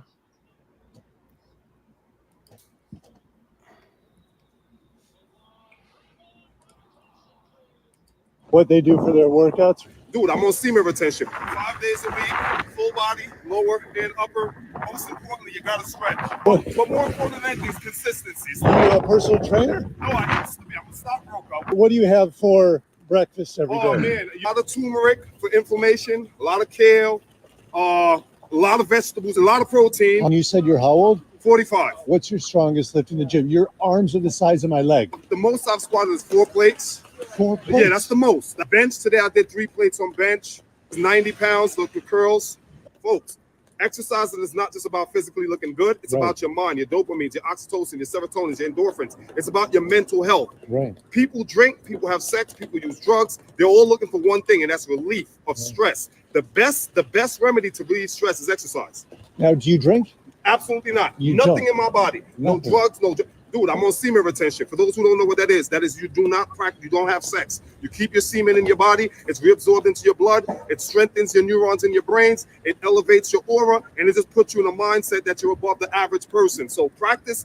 If you're married, that's not going to happen. But if you're a single guy, practice semen retention. Stop sleeping around. How long have you abstained for? 2 years. 2 years so far. 2 years. Yeah, no masturbation, no pornography. Conserve. It's the first law of thermodynamics, the law of conservation. Conserve your semen. It's the best vitamin. That's amazing. Thank you, man. Excuse me.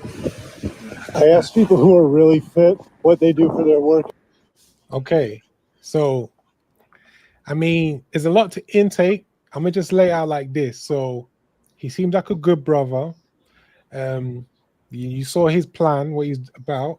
So I think Johnny was like, supportive, right? You were like, listen, I said there's some benefits to what the brother's saying. He seemed like he's a sensible, balanced individual. And of course, we all know, like, yeah, when you try to, I think Jay, you're out in Colombia studying. I think if I caught what you were talking about on your channel, yeah. So you know how it is. I mean, you're in Colombia, so I'm not going to get up in your business, but you probably know, you know, for a certain period of time, like all of us, when you're trying to lock in on a task or a goal, you're abstaining from women for a period of time or porn or whatever it is. There's going to be benefits to that. You know what I'm saying? I think the brother said he was on semen retention for 2 years. I never said to anyone, and I definitely ain't going to be forcing no man to be to be abstaining from women for 2 years, because I for damn sure ain't. I'm not abstaining from a girl for 2 years. You know what I'm saying? A couple months maybe. Do you know what I mean? While I can get my bag so I can go to Brazil or whatever it is, because I'm here in the West. You guys know for damn sure I ain't dating no Western woman. So yeah, for a few months I could do that. That's easy if I'm in London where I am right now. But 2 years? 2 years without a shorty? Bro, like, all right, man. So my angle is a little different, like, because I like what the brother's doing. I like what the brother's doing, but I think it's like it's you think it's forced. It's too much, and I think it's forced. So, for example, I think because of the market in the West, a lot of brothers are slipping out of the sexual market, and it's a coping mechanism to say, "Hey, I'm retaining my seed, but really the seed has way limited value in the West right now." So it's kind of like a forced situation. It's a coping mechanism. I think there's a bit more of that to it. But I wanted to see, Jay, how did you feel about that situation? I mean, it's possible that it could be a coping mechanism. I mean, I would have to get a background on him to really understand why he's actually doing it, what's going on in his prior relationships. But I mean, it could be any number of things. I mean, I wouldn't be able to really get a good understanding of why he's doing it other than what he's saying on the video. But what I'll say is, because when I was in the States over the last, it was almost 6 months, you know, I went monk mode. I went completely monk mode for almost 6 months. Reasons being is because there's too much risk. There's too much risk involved. The issue is there's not quality of women. Yeah, we can hear you. Okay, yeah, there's not that many quality of women to choose from. I mean, even though, like, I always tell people, like, I did pretty well in the States dating, but when you compare that and contrast that to foreign women, it's just, there's no comparison. They're worlds apart. It's miles apart. It's not even close, to the point where guys are just being vocal about it. They're just outright saying it, like, hey, listen, man, these women are just this much better. They're just so much better. So, you know, and you can't help but say it, because it's unbelievable how much more quality you can find whenever you go abroad.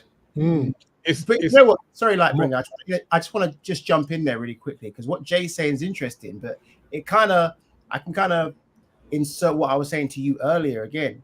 We've all traveled. Jay, and again, I could be assuming, Jay, but it's possibly easier, Jay, to be monk mode because you've been to a fair few countries now and had some of these experiences. For a brother, I said to Lightbringer earlier, for a brother that's never left his block, that's stuck in the UK, who don't got a passport or hasn't been to the countries I've been to, or Lightbringer, or a guy in the States, would he watch this and go, oh, you know what? The dating market's so bad here. I don't own no passport. Let me just go practice semen retention. Is that possible, do you think, Jay? I think they do. But would it be easier for him? Surely, right? Would it? I wouldn't. No, I don't think so. Yeah, I don't think it would be easier. Really? And the reason why I would say it wouldn't be easier is because it's kind of like, for example, if dudes only has messed with fat chicks, if they've only been smashing fat chicks, right, the whole time, and he's walking around talking about, I like fat chicks. Well, you don't really have nothing to compare it to. So for him, he's getting a good deal. He already thinks he's getting a good deal, so he thinks he has it made, because he can't compare it to, oh, you know, I went to Brazil and I smashed all these women in the gym, and then I came back and decided I just want to be with fat girls. That doesn't happen. You know what I'm saying? It's just basically the guy is going off of his options. He's basing what he likes off of his options right. that are surrounding him. So for a guy to be like, no, I'm going monk mode because there's better women abroad, even though I haven't been there. I don't think it would be easier. I think it was easier to go monk mode when you've traveled. Once you've traveled, you've traveled. Like for me, I mean, I'm a prime example. It was just like exactly. Once I got back from I was all around South America. I mean, I was hanging out with y'all, seeing me with 1MT hanging out, and all these other brothers hanging out in Brazil, and I'm in Colombia, I'm in Cali, I'm in Cartagena, all these places. Then I got to go back to the States for 6 months to work. And the whole time, it was like there was just no desire, to be honest with you. There was girls in my DM where I could have done something, but I didn't even think they were worth rolling out of bed for. You know what I mean? So it was just like, that's it. Like, so it was very easy. The clubs don't really. Did you finish, or did you have more to say? I didn't want to cut you off. No, go ahead. Okay, like once you come back from those first however many trips, you get disinterested in these clubs, like these parties, these clubs. It's like, no, you know better. Once you know better, you do better. So it's easy, I think, when you because also when you travel, generally speaking, I mean, we all did well in our own respective countries, but like when you travel, you have access to better women. Yeah. As a rule. So when you're in the West and there's a lesser pool of women, it takes not much women take your fancy. So it becomes easier to kind of just like decline any invitation or decline pursuing because you just like, it ain't worth it. You'd rather spend that time, money. But it's very hard to explain to a 23, 4-year-old that ain't really had nothing, no quality, and never traveled. That's why I see it. He's an older guy, though. Guys, this is a guy who's 45. Yeah. I don't know. Some Americans don't travel, but then some do. It's harder to say. Yeah. You got to realize Americans don't travel like that. Most Americans don't travel, and even the ones that have passports, like half of the ones that have passports only travel to Mexico and Canada. Wow. So it's not like they're really getting the full experience. Yeah, like 50% of passport holders only travel to Mexico and Canada. Right. So they're not really getting the full experience. Yeah, Americans don't travel like that. Wow. So because that's the funny thing, and that's why we call it the Matrix, because everyone thinks that within that is everything they need. This is paradise to them. So even when you'll see it online when you're trying to explain to people, like when you go to a different country, it's just not a bunch of dirt roads and mud huts. And they just, you can see it on their face. They cannot conceive of anything being better than America. They can't conceive of, people having showers and electricity outside of the States. You're just like, dude, I'm trying to tell you, like, where I'm at looks mirror image of Miami, but they just can't wrap their mind around it. Yeah, we see it too. Yeah, we do see it. You know what's interesting about the UK though is, and I said this a little bit earlier on the stream before you jumped on, Jay. We kind of have universally, most people in the UK, I imagine, have passports. Not everybody, but most young to old people have passports.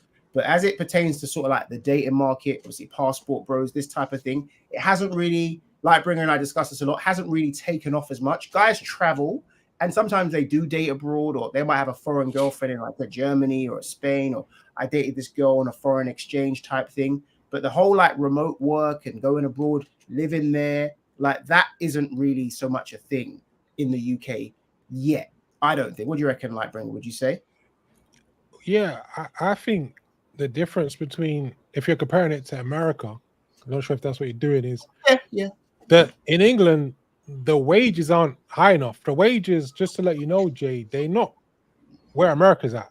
So the ability and the scope to pull off a situation like that is harder.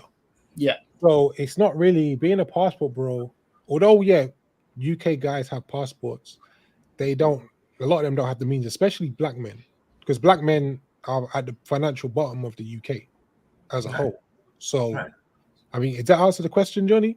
Yeah, it does. It does. I was just kind of explaining how that, like, they've traveled, they know what's out there, I suppose, Jay. They just like Bringer said, that the resources are not there. So they know about a lot of the countries that get discussed in the space. And obviously for us, Europe is easier accessibility wise. So brothers from the UK anyway, have been to places in Europe and maybe had some experiences, but these would be like more weekend warrior style experiences, not extended periods. I mean, other than Lightbringer, I don't really know too many brothers from the UK who have traveled like that. So that kind of speaks volumes, and I've traveled and I've lived in places, but the average UK guy hasn't.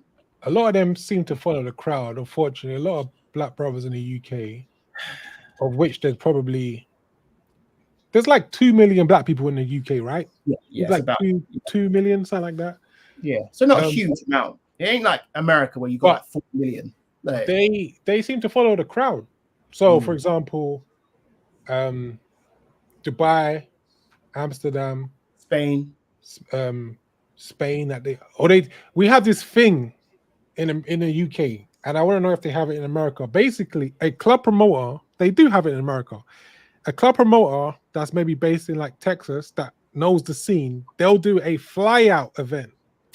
So they'll do a fly out event in Malta or Portugal or somewhere in Europe, Spain, and then they'll bring the same people from that city, that party, to a warm city. And I think they do it with America, with Jamaica. Like, I'm sure they do that. Like, there's a guy called Tigger, not the rapper, the other day. He has an event, I think, in DR. So he brings people out from the States over there. You know what I'm talking about, Johnny? No, I know what you're talking about. I just don't know the guy, but that's what they do. Yeah, these fly out events. So brothers do that. A lot of brothers. So they still really. I personally think we're ahead of the game, in terms of the passport bro. Massively. Thing. Oh, Massively. we're way ahead. Yeah. No, UJ, it's normal in the culture you come from, I'm sure. But for Lightbringer and myself, it would sound like a foreign concept. I'm telling you, like foreign concept to actually live outside of. I'm telling you, yeah, for real. Because that's the thing. Like I haven't just traveled yet. I lived in Australia for 4 years. I lived in Turkey I think I come up on one of your streams. I talked a little bit about that. So I haven't just been on the weekend warrior stuff and Lightbringer myself. We was in the Dominican earlier in the year. I think I mentioned to you. So the idea of even like spending extended periods of time abroad, like Lightbringer said, resources is one of the main factors, but also the concept just hasn't really dawned on a lot of brothers here. We still got a lot of plantation brothers here, basically, Jay. I think a lot of recently the quality of life in the UK has decreased, due to inflation. So a lot of people on TikTok are discussing it like, hey, UK's trash. So that's going around. Like, and I think it's going around in America, right? Would that be or no? Well, yeah. I mean, it's still a small amount. Well, let me say this first. Like, I'm working with. I don't know if you guys know who Theo Waff is. So I'm working with Theo Waff. Yeah. So he's actually training a lot of brothers to get into IT, and then it's including brothers in the UK. So now the UK doesn't make the same wages as in the States, but it's going to be a pretty good wage that you guys make if you were to get into IT. So that's one thing. So I'm starting to see brothers from UK starting to say, okay, I'm getting out, I'm gonna do this and make this money and, leave the UK. So, I mean, there's starting to be more options now in the States. It's almost like, I guess you can see a war, and it's been going on for like 2 years. Like people still are talking about passport bros. Like this is still a thing to where they're trying to make it seem like passport bros is something. So for one, it's not even a new concept, but they're trying to make it seem as though they're so bad and this and that, and everything's terrible about them and whatnot. So what you have is people aren't as rich in the States as everybody thinks everybody is in the States. That's not the case. So the ones that really can't travel abroad, all they really have is being able to talk bad about passport bros, talk bad about black men that leave or any men that leave, saying they're lame, which I don't even understand what that's even supposed to mean, to be honest with you. Is the best they can do is throw insults, but they haven't been anywhere. Every single time. It's never been one time and there's only one guy that I know that travels and thinks passport bros is lame, but there's never been one time somebody be like, oh, those are poor countries, you're taking advantage, you're doing this. The first thing I always ask is, okay, where have you been? And they don't even have a passport. And I'm like, well, you know what I'm saying? How do you can't even form an opinion. You don't even know because you haven't been anywhere. So you think a lot of that narrative comes because of like the weekend warriors and some of the more pooky behavior, or do you think it's just purely that whole, they just don't want to see men sort of enjoy their life and be happy? Yeah, they don't want to see men happy. They don't want to see men. They don't like it. I mean, especially with feminism, they just anything that has to do that benefits men is, you know, it just irritates their soul for some reason. It's like, dude. We think the same then, because I used to think it was that, but that's me. I think it's an underlying agenda. I do think it's that. You know, we discussed like bringing myself the feminism and all that, but I'm looking at the bigger picture and I'm like, they don't look at all like the good work, right, that brothers do in the space. And of course, that's never going to get shine. They're never going to talk about, I don't know, I think he's a friend of yours. They're never going to talk about Uncle D or Love Crossing Borders. They're never going to talk about like the charity work or the bars, the businesses, how they're stimulating economies. Because if they did, you'd see the whole, I always say it's a light bringer. I'm like, we need to like see more of a light shone on the other side of it. Yeah, we enjoy the women. You know, we're Light Bringers platform. We're always going to talk about women.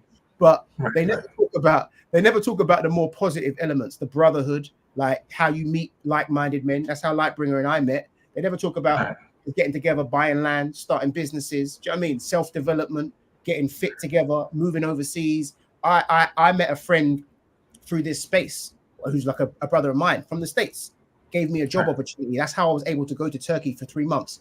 I met him through this space. So this man helped put money in my pocket and give me an opportunity to leave this wretched island called the UK. So those don't ever get the shine they deserve. And I feel like if they did, people wouldn't just label it like, oh, the passport bros, the sex tourism, this, that, and the third. But yeah, in the media, how it's sort of blown up in the last few years, Austin and things like that, it's just so easy to kind of like find the negativity, I think.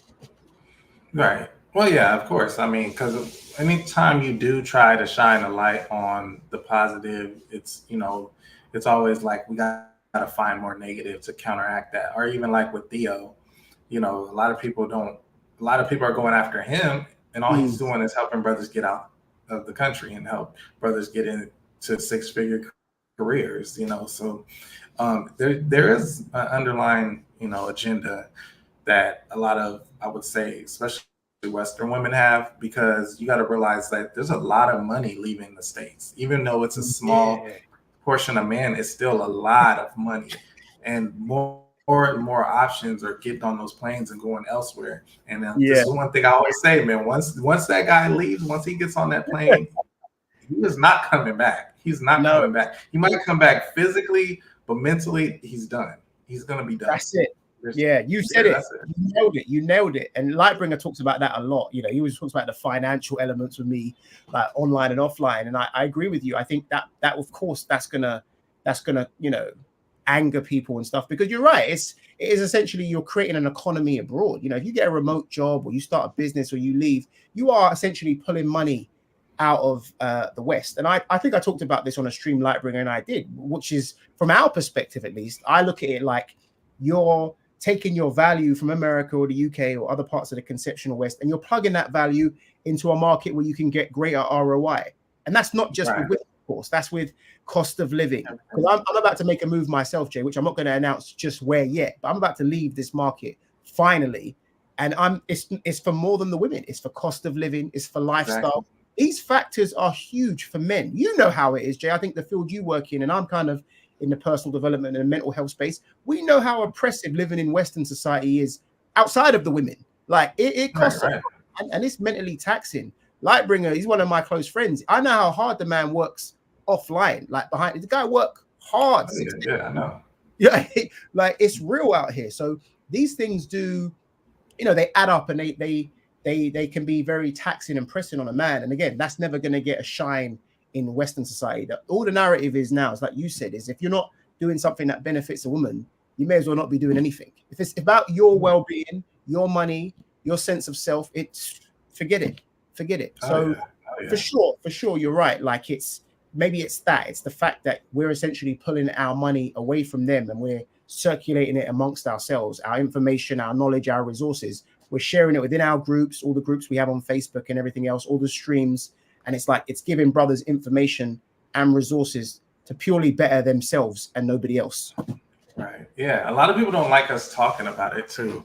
And it's kind of funny because, you know, even some of the guys in the travel space, they'll be like, oh man, people need to stop blowing up these spots and talking about it online. For one, you know, it's going to happen. So you might as well get over the fact that it's online now, it's out there, people know. Another thing is when somebody says that to me, it's like, okay, you know, that's cool. But, you know, what if someone would have been quiet when it came time to tell you? Where would you be? So that's even why I even got online. Like at first, you know, I could have just been sitting back, chilling and having fun. But I realized, like, you know, I'd be doing brothers a disservice by not speaking up and saying, hey, these are my experiences. Because now I want to be quiet when it comes time to let other brothers in on what's going on. Now I want to, you know, not help change someone's life simply because I want to live in peace. Because, you know, I could be living in peace. I could not be online. I could not say shit. My Facebook is popping like crazy, but you know what I'm saying? Yeah. It's like I could just not say anything. But, you know, at some point we have to make sure we are our brother's keeper. We have to make sure we're uplifting the next brother and showing him. And not only that, when we do that as a collective, it's better for the individual also. It's not just good for the group, but you as a person. Like I see some guys, they'll get to a certain point in this passport movement and they'll start looking down on a lot of brothers, like as if, you know, they just want to be the king of the hill and everybody needs to bow and they're the only one that can have it this way. And I'm like, you know, it's kind of a shame, and to be honest, but I mean, if those brothers understood, once the group comes up, it's going to raise you even higher. So, I mean, I would honestly, as a black man, as a man in general, even once you get to pretty much the top of this passport thing, make sure you're still lifting brothers up. Don't just be tearing people down and stuff like that. I mean, outside of the pookies, you know, it's like, don't be calling these brothers lame and stuff like that. That's not cool. Big facts. You're spitting, man. Yeah, man. We subscribe to the same mindset. I say that to Lightbringer. You know, it takes more ego because I'm kind of like that sometimes. You know how it be. I'm like, oh, you know, I don't know about all these streams, Lightbringer. I just kind of want to just travel But you're right. It's like I like my peace of mind. We all do, right? But it's true. You don't know the next man that's struggling or suffering, and it takes more ego to kind of like keep it to yourself, doesn't it? Than sort of put it out there to the world and share it. So that's true. Right. Yeah. You gotta share. You know what I say? Because I always think about this when it comes to men's mental health, because it doesn't get discussed by the mainstream, not in its deepest core. I say that having good financial ability to kind of, you know, navigate and do your thing, whether that mean, you know, leisure, taking care of your shelter, etc., yeah, that's a main factor. If that's not settled and sorted, that can cause a lot of depression, can cause a lot of issues. The other factor is loneliness. So there's a lot of men in the West, like I said before, that have been dropped out because of market conditions, have been dropped out of the market. Because, I mean, we're of a certain age. I think Jay's 38. What was it like for a guy who was 20, that's 20, in his early 20s now? Tell him what was dating like for you in your early 20s, 15 years ago, like prior to all the early 20s. Yeah, you know, and understand how much it's like changed. Well, for one, like it was a mixed bag for me, but I would say like most of the women that I dealt with in my 20s, I would be embarrassed if people found out. Like I'd be like, it's time to get off YouTube. Fuck this shit. I'll be like, oh Jesus Christ, man! I'm not even sure her eye was real. Damn. No, man, I'm joking, but like it was, yeah. So it was like, and California isn't. They say California has some of the most attractive women. Is that true? Well, so you got to realize California is big. It's massive. California, huge. Yeah. So if you're talking about attractive women, you're talking about like San Diego and Los Angeles and stuff like that. You're not talking about like in the middle of the country somewhere. So I was more inland. Like I'm more 2 hours inland, so it wasn't like that. But yeah, there are some beautiful women. There's definitely beautiful women, but you got to realize like they're very high end. Now I was able to get into those scenes, but not in my early 20s. And for one, I wasn't born into it. I actually had to work my way into those particular scenes. I mean, like even to where I probably shouldn't say this out loud, like even to where like if I showed you some of the women I've dealt with, you would recognize them. Wow. Okay, Jay. Yeah, so it's kind of like I can't I'm hey, offline, you're gonna show us. No, I'm playing. But like it's kind of funny. Like, but then would you say? But that was at my older age. That was like in my 30s. But in my 20s, no. Okay. Because in my experience, the game, like for example, London's a bit different to America. So in London, people are on their feet. People are walking around. People are getting on the subway, the train. I don't know if California is more of a driving situation. I think it is, isn't it? Yeah. So America in general is just like people are driving. It's funny because I was actually talking about that with 1MT earlier this morning about that. I was because he's in the States right now. He's back home for a while. But yeah, the difference is I can leave the Airbnb I'm at right now and go outside. There's going to be beautiful women somewhere walking, in shape. I can go back home. I can, if I'm walking, they're going to be looking at me like, why aren't you driving somewhere? You ain't got a car. Like, are you broke? Like, you walking to the bus stop or something? Like, so that's why so many people are out of shape. Like, even in the cities where people are known for being in shape, it's starting to get really bad. Like really bad. So but to finish off, like back in the day, approach game was a thing. Like approach a woman in the mall, because obviously you guys got shopping malls, we do too. Shopping malls on the street, but nowadays the game's different. Men don't really approach in London like that. Women have come back and said, "Hey, why are guys not approaching?" Because the girls got DMs and they got inboxes now, so it's a difference. It's a difference. That Aisha Curry syndrome. That's what it is. I want you to approach me so I can reject you. That's all. Yeah. So talking about that, I got a good video that I want you guys to see. Yeah. Where are you from? Okay, well, cool. That's a good thing now. How old are you actually? Don't lie to me. I said 22. Don't lie to me. How Yeah, old I'm are 20. you? So you lied to me. That's That's it. the first thing you not lie about. That's it. No, you lied. My bad. Why did you lie? I won't lie to you Why did again. you lie? She's a pretty girl. If I ask you a question, why are you lying? My bad. I'm No, sorry. that's okay. Why are you lying? So let's start this again. How old are you? 20. So how many girls have you hit today? Ali. No. Be honest. Ali. You lied to me the first time, so don't lie to me. No, but Ali, seriously. Why do you mean? I know you're not going to be standing there looking for girl because that's what you and your man do. Well, not, bro. I'm a grown man, fam. I'm making content, innit? So now what we're gonna do? Am I gonna do your socials? Is that how you up? Can I have a snap? Please. Why are you starting it? I'm not starting. What's stuff in your phone then? Why you need to tell me? Why you put my stuff in your phone? Like brown skin. You're right. I can't do that. Brown skin. Hello. We're both got attitudes, yeah? We're both stubborn. That's what we work.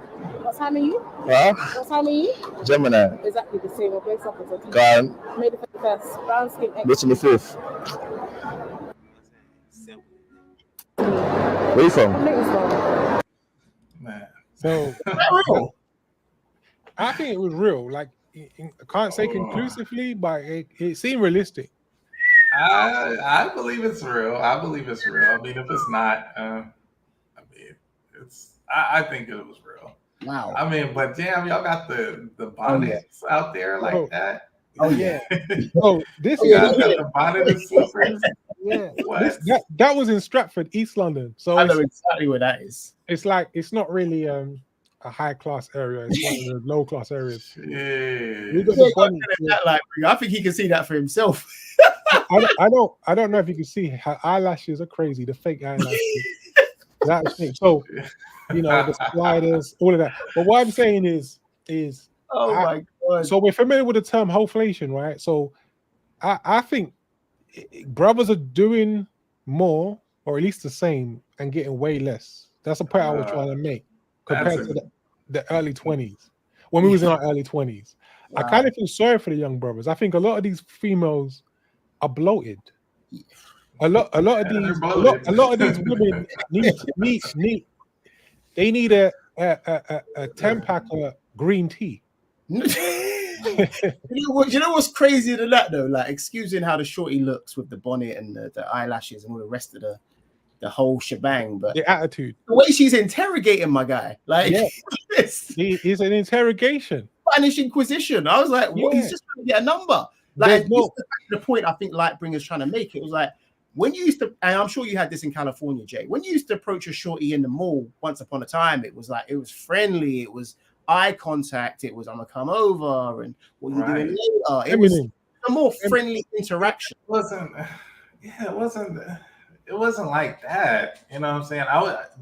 Now, to be fair, like that did happen, but it's I don't think it would be anywhere near as much as in today's market.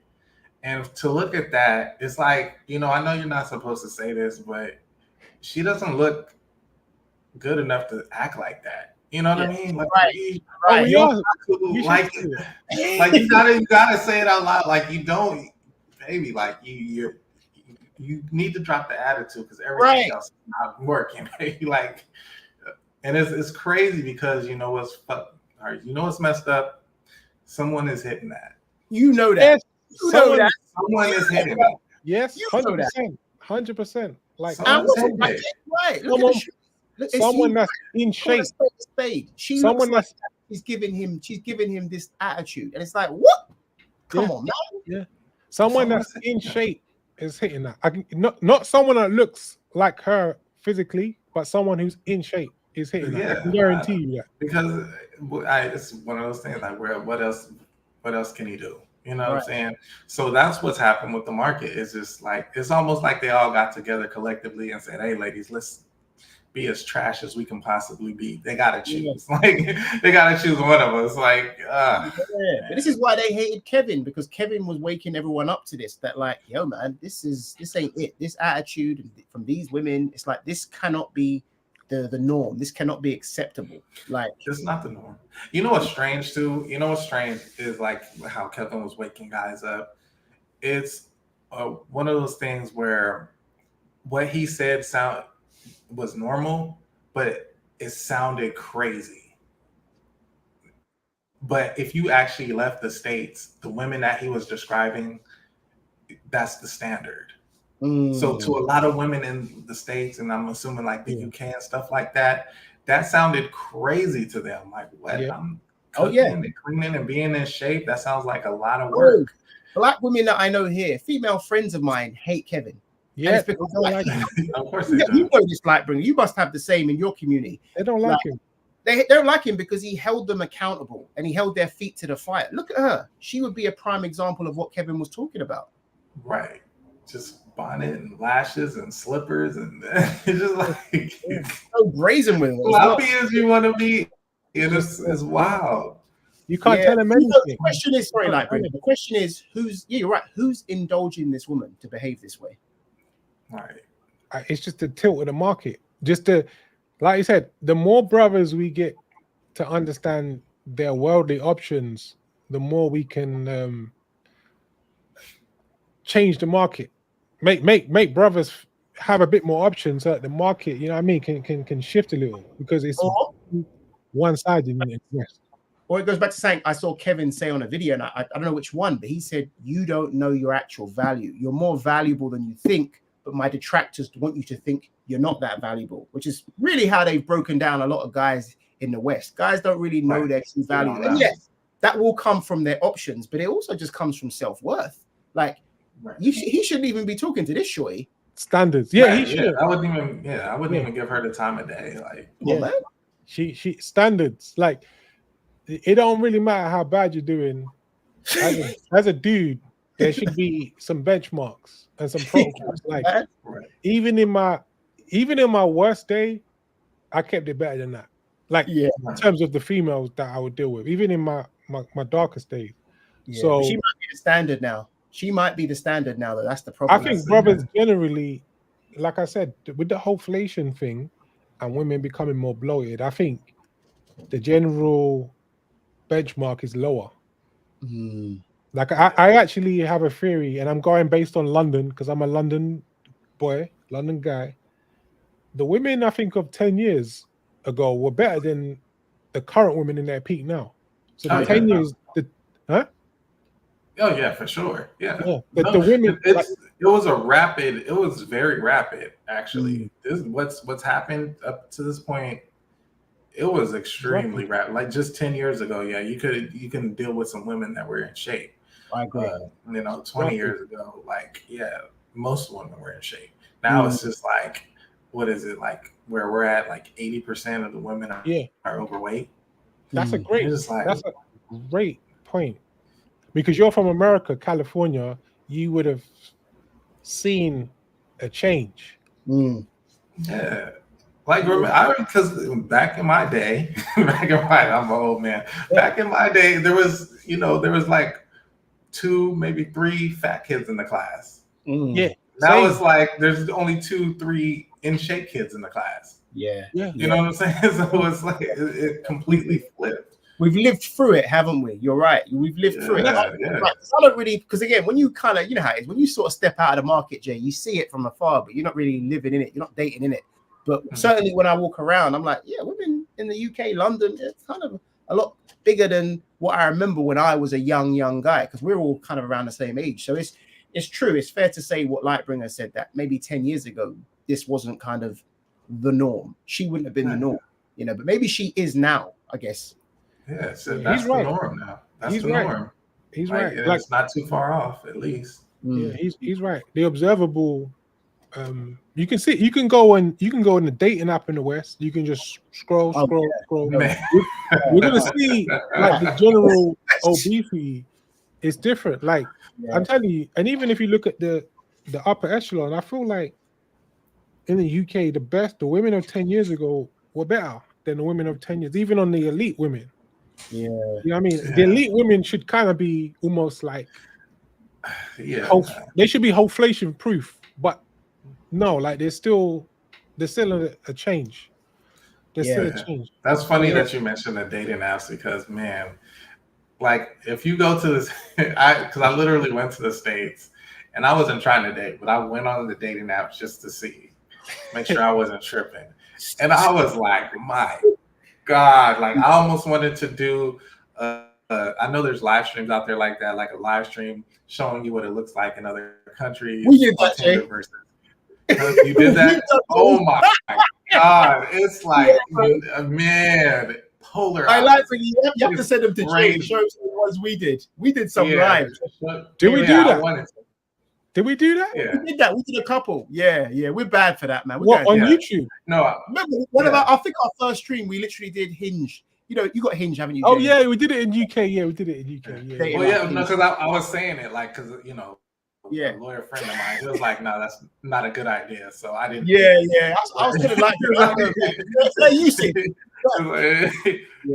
told me, he was like, that's not a good idea. We're bad for that. We showed. Why did it say it wasn't a good idea? Was it because of terms and conditions or because of like the girl finding out? I'm the type of person, if a lawyer tells me not to do something, I just don't do it. So I didn't ask details. I don't like, that's the type of person I am. Like if my doctor tells me something, I just do it. My lawyer tells me something, I'm just gonna do it. I'm not gonna ask questions. Yeah. I mean I could ask him though, but yeah, he was like, yeah, that's not a good idea. Who is that? Your friend or your lawyer? Yeah, well, he's my friend, but he's okay. We could get in trouble for that. We were showing photos. Well, he's actually a federal attorney, so I was like, yeah, I'm really gonna listen to you. I ain't. But the point remains true. Like when you actually open those apps in the West, the evidence is damning, so to speak. And I guess in your case, much like us, you had come back off we've seen you all over the place, moving and shaking. You'd come off your adventures and you had a look at the apps. I'm sure that depression hit you quite quickly when you opened some of those. Yeah, like, well, first, yeah, I was upset. Like, I'm not gonna lie, like that, it made me like, I'm a chill dude. I'm not overly like,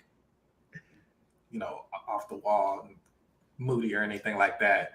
But that legit made me upset. Like seeing that, I was like, this is bush. Like, no, this cannot. You guys, there's no way you guys can be this bad.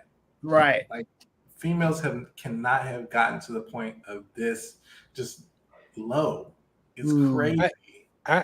And Jay, so the best women, because we all know there's a group of elite women in the States. What do they do? Where do they go? Like, as in, what's their route? Because I got a theory, the best women, they monetized. So let's take the best women are monetized. Well, yeah. So physically, the best physically looking women are monetized, and a lot of times they ain't even on the general dating apps. Yeah. For one, if they are on the dating apps, they're going to put their age like at 99. So if you go on these dating apps and you'll see look for women that are age 99, you'll start seeing some. That's one thing. Try that out. So yeah, or they'll be like age 90 and 99. Why did I do that? I've never tried that. Why do you think you guys didn't know that, right? No, for sure. Exactly. Watch. Go on the dating app. Type in you're looking for women age 99 and stuff like that. You'll start seeing them. So they don't want to be seen then. So if they are on there, but they're going to be the top tier women, they're not going to be on these dating apps. They're going to be in they're going to be in high-end clubs or something like that, or you're going to have to meet them through people.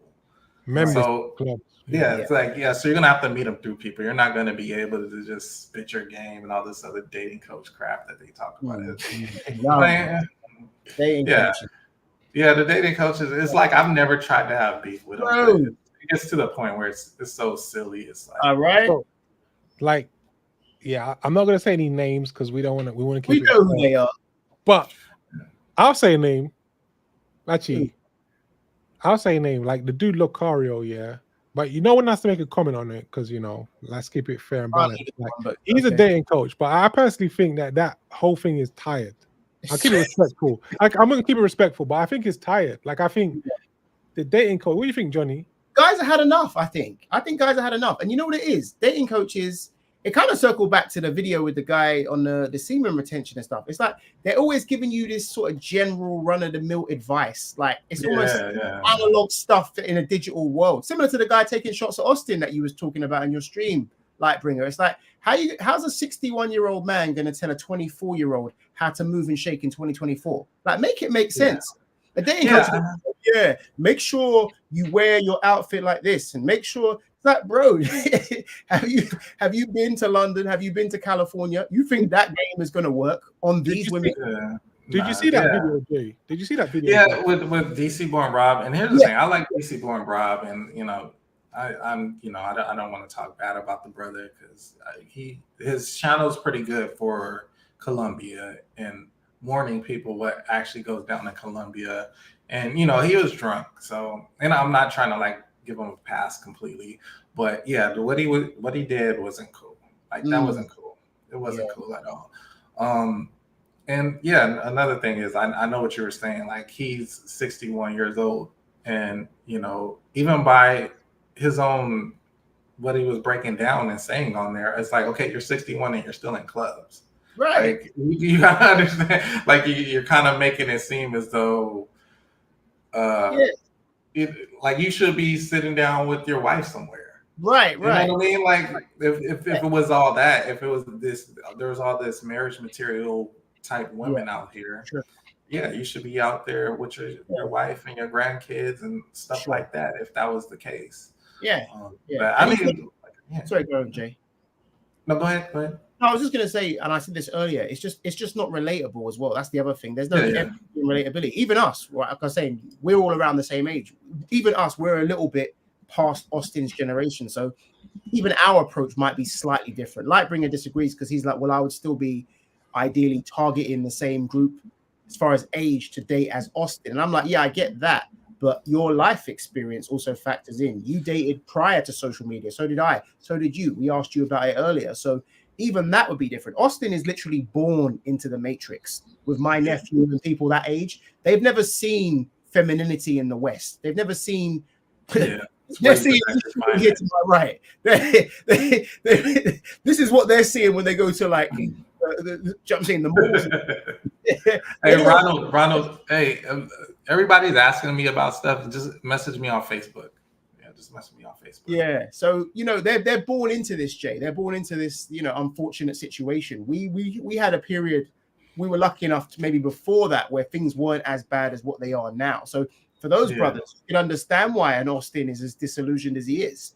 Brothers our age and older who have gone through the messy divorces and the breakups and the social media. So I'm 21. My name disillusioned, but they had a period beforehand. Even DC Rob, Austin, and those guys. I don't think they had that. I think they just had what they have now, which is I grew up in the age of social media. Yeah, exactly.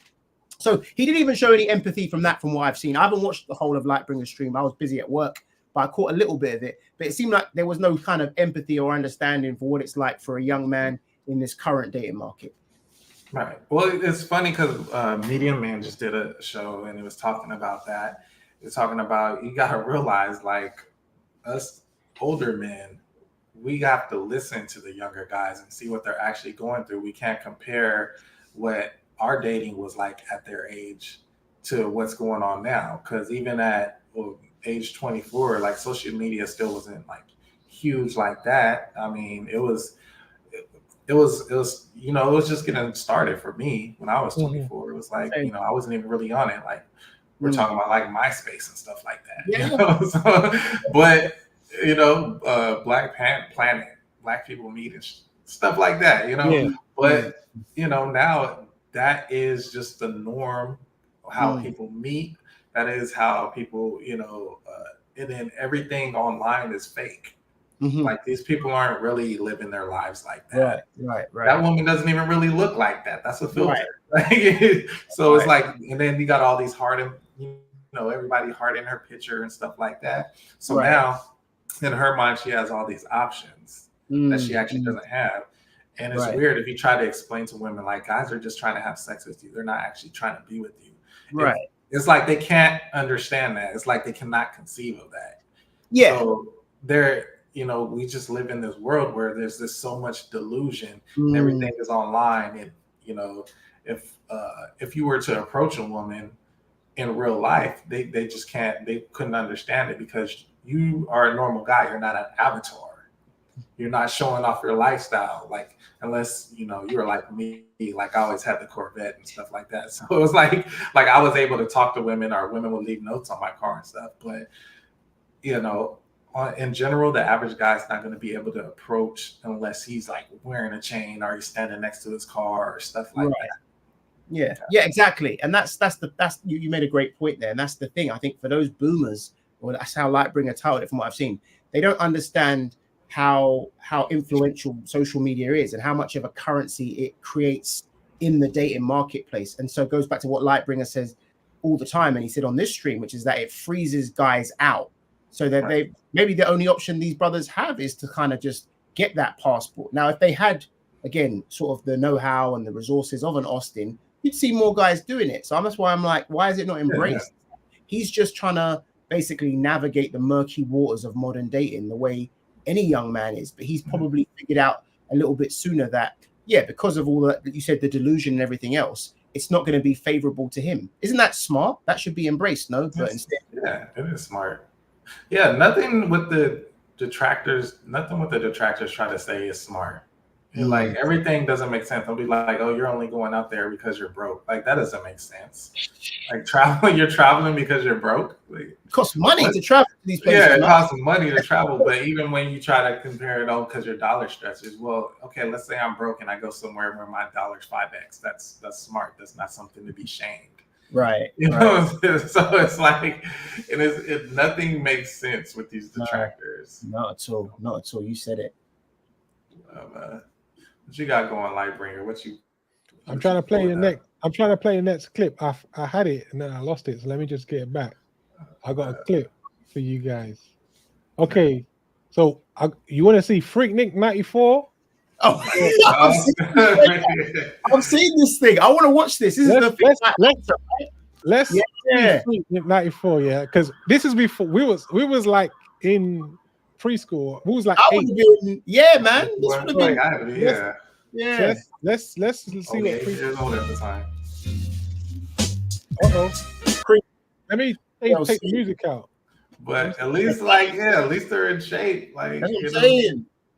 Good looking, like in shape. Back in the day, 90s. I'm saying. There you go. Oh, she cute. You know what I'm saying? She looked Dominican. Was your boy MT call them foldables? Like, yeah, you're right. Like, it's look at all those women that are in shape. They look good. So this would have been, so DC Rob would have been like, so this is 30 years ago. So he would have been 31. Yeah, Jay, you looking at this like this ain't the America I know. Yeah, it's not. Because I remember women walking around looking like this. Back I remember that haircut. Days. And the T-Boz. They got the T-Boz. Yeah, the T-Boz. Everybody's like either medium or slim, apart from a few. Look at the quality control though, Lightbringer. Like, look at the hair, like, you know what I'm saying? Less makeup, more natural. Is it repeated or is it this? Yeah, same video. Yes. Okay. So, I mean, I let it run through because it was a great era. It's an homage, man. 90s was nice. The 90s were nice. Yeah, bro. Yeah, that's a great area, man. And we were just kids. We were kids, man. We were kids, like, but trust me, me and Lightbringer's age, we've been knowing about like the Nia Longs and the Stacey Dashes. That reached here in the UK. Don't worry about that. We knew about those women. I wanted to go to America then. I was like, that's where we're good looking black people were at.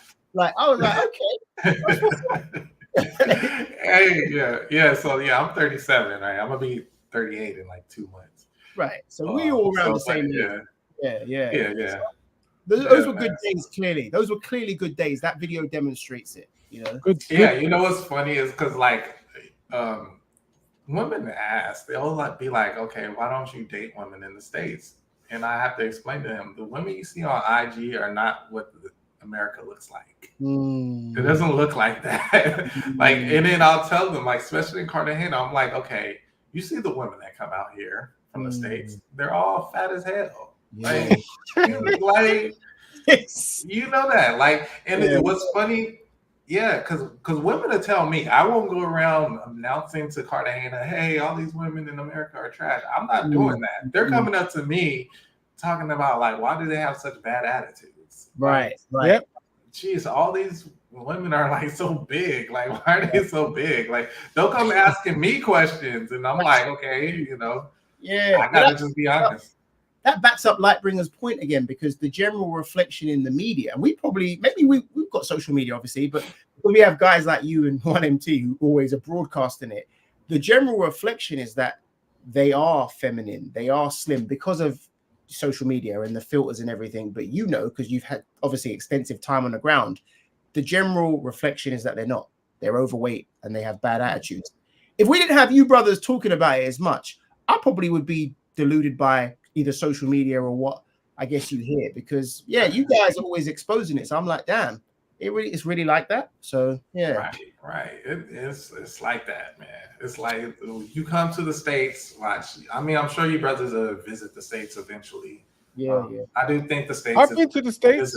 I've been. But funny enough, I went around that time. I was too young. I've been to America. I've got family out there in Texas. I was in Dallas. I was in New York in like the early noughties. So I don't know if the change of temperature, probably, obviously that was later than Freaknik and stuff, but I was there. That right there. Go to the one on the right. Send that to MT. That's what it's saying. Is that wow? that almost looks like a video shot or something. That's crazy. Wow. Like an animal. Where's that? You know what's funny?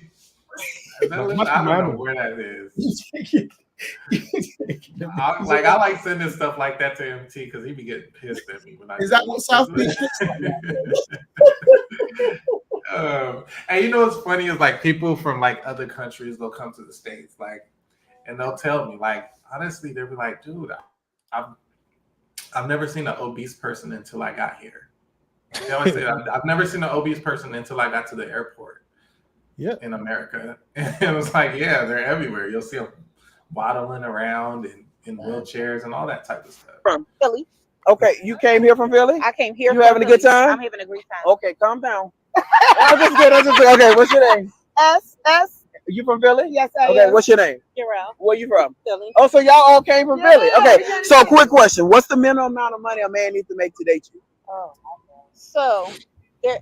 I don't know how easy. We ain't got much time. Oh, you need to make at least 150,000. Okay, you make 150,000? Yes. Yep. Okay, what about you? Around the same route. 100. You make 150? No, I don't. Oh, I make about 70. We gonna go back to about 70, but you gotta make more than that. Okay. What about you? I'm with the over 150. And you make 150? No, I don't. Okay. But he needs to make more than it. Okay, so why do you feel a man needs to make more money than you? Because he's the provider. And what are you? Not no roommates. Sprinkle. So let me ask you a question. I don't know nothing about that.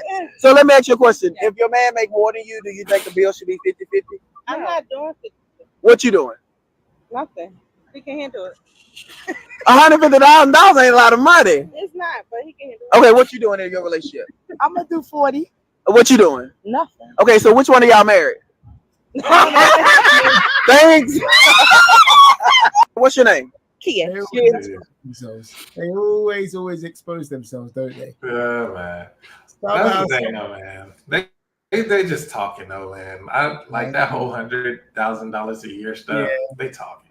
They're just talking. It's such a big talking point, isn't it? It's such a big. Do you know what's interesting? Because you're here and you're African American, and these are African American women. Clearly, this topic comes up a lot. And Lightbringer and I discussed this from sort of the I guess the black experience in the UK. This whole, because this again going back to resources, it's not here in the UK. A man taking care of a woman's bills. That's not the culture here, is it, Lightbringer? Like this is not. There's two. I would say now we've got two parallel cultures. So the thing about England, and this is the clear distinction, is women that look like that, in England, they have no chance at a successful guy. Done. Like, but the thing about America, you've got guys who are like maybe make 100K. They're not famous, they're not like rich, but they make 100K. And I would probably imagine that these women have more of a chance with that type of dude in America. Like maybe there's a guy making 100K. I don't know what he does, but you know, he's a mechanic or something, or he does air conditioning or something. Yeah. In America. And I think they might be looking for something like that because there's a lot more money in America. But in England, most of the brothers are making £25,000 a year, which is like 35,000 US. If they're making £30,000, they're making about 40,000 US, which is like the average. Yeah. So the women that talk about in England that talk about six figures, they actually gonna be for the most part attractive with an actual fairly high SMV because London is the richest city in Europe, and it has the most millionaires in Europe. Maybe not the world, but it's probably in the top 3 or 4. It's a city with the most millionaires and maybe billionaires, but I think it's millionaires. So it's like a 2-tier, I would say. But regular women like this in England will never talk about 6 figures. Like that window's smaller. The window of money is smaller. Less earners for that, but also it goes back to what you said about demographics, Jay. You know, there's 2 million black people here. In America, it's 40 million black people. The money's there, so there's more black men earning 6 figures in America than the UK for sure. So they probably like I said, they've got a shot at a 100K a year guy looking like that because there's more brothers who earn 100K in America. So and there's just more black people in America. So it's like okay, I can look like and catch one. There's more of a black middle class in America. That's it. That's From it. what I hear, from what I hear, there's more of a than England. Yeah. Well, what's going on here is they're talking like this because they probably have dealt with someone that makes a pretty decent amount of money. Yeah. Now, the problem is with their heads, why their heads are so blown up, and they don't realize is the guy wasn't taking them on dates. Yeah, what they're not understanding is that they had to park their car around the corner and then come in when the porch light was off. Yeah. But they got the opportunity to deal with the guy. So now they think that's what they qualify for. Yep. Because, the guy was having a slow Tuesday, and it's like, damn, I need to, it's either the lotion or this. And, he's sitting there, he's staring at his phone like, damn, should I call this girl over? I don't know, man. She is kind of cute when she does this upward angle with that, maybe she ain't that bad. Kind of that's what's going through this guy's head at the time. So so they were able to sneak in with one of these guys that actually made that type of money. And now they think, okay, now I've dealt with this type of guy. I qualify for this. Now, what they don't understand is you'll never be seen in public with this guy. This guy's not taking you serious. He's just clapping your cheeks. That's it. And it's only when he literally doesn't have anyone else to do. Yeah. So that's kind of how things work in the States. Yeah. And you know what though? Actually segues perfectly into again, you've nailed it, Jay. Because when I watch this now, for a long time I couldn't make that connection. We see all the battling in America between black men and that gender war. It makes sense. If now that 100K guy is going to the DR, Lightbringer, or Colombia or Brazil, who's he pulling it away from? The money. Right. Well, no wonder they're going so hard at these brothers when they travel. Because for a long time I was like, they're going so hard at these guys just for simply traveling. They're pulling that 100K away from this shorty right here.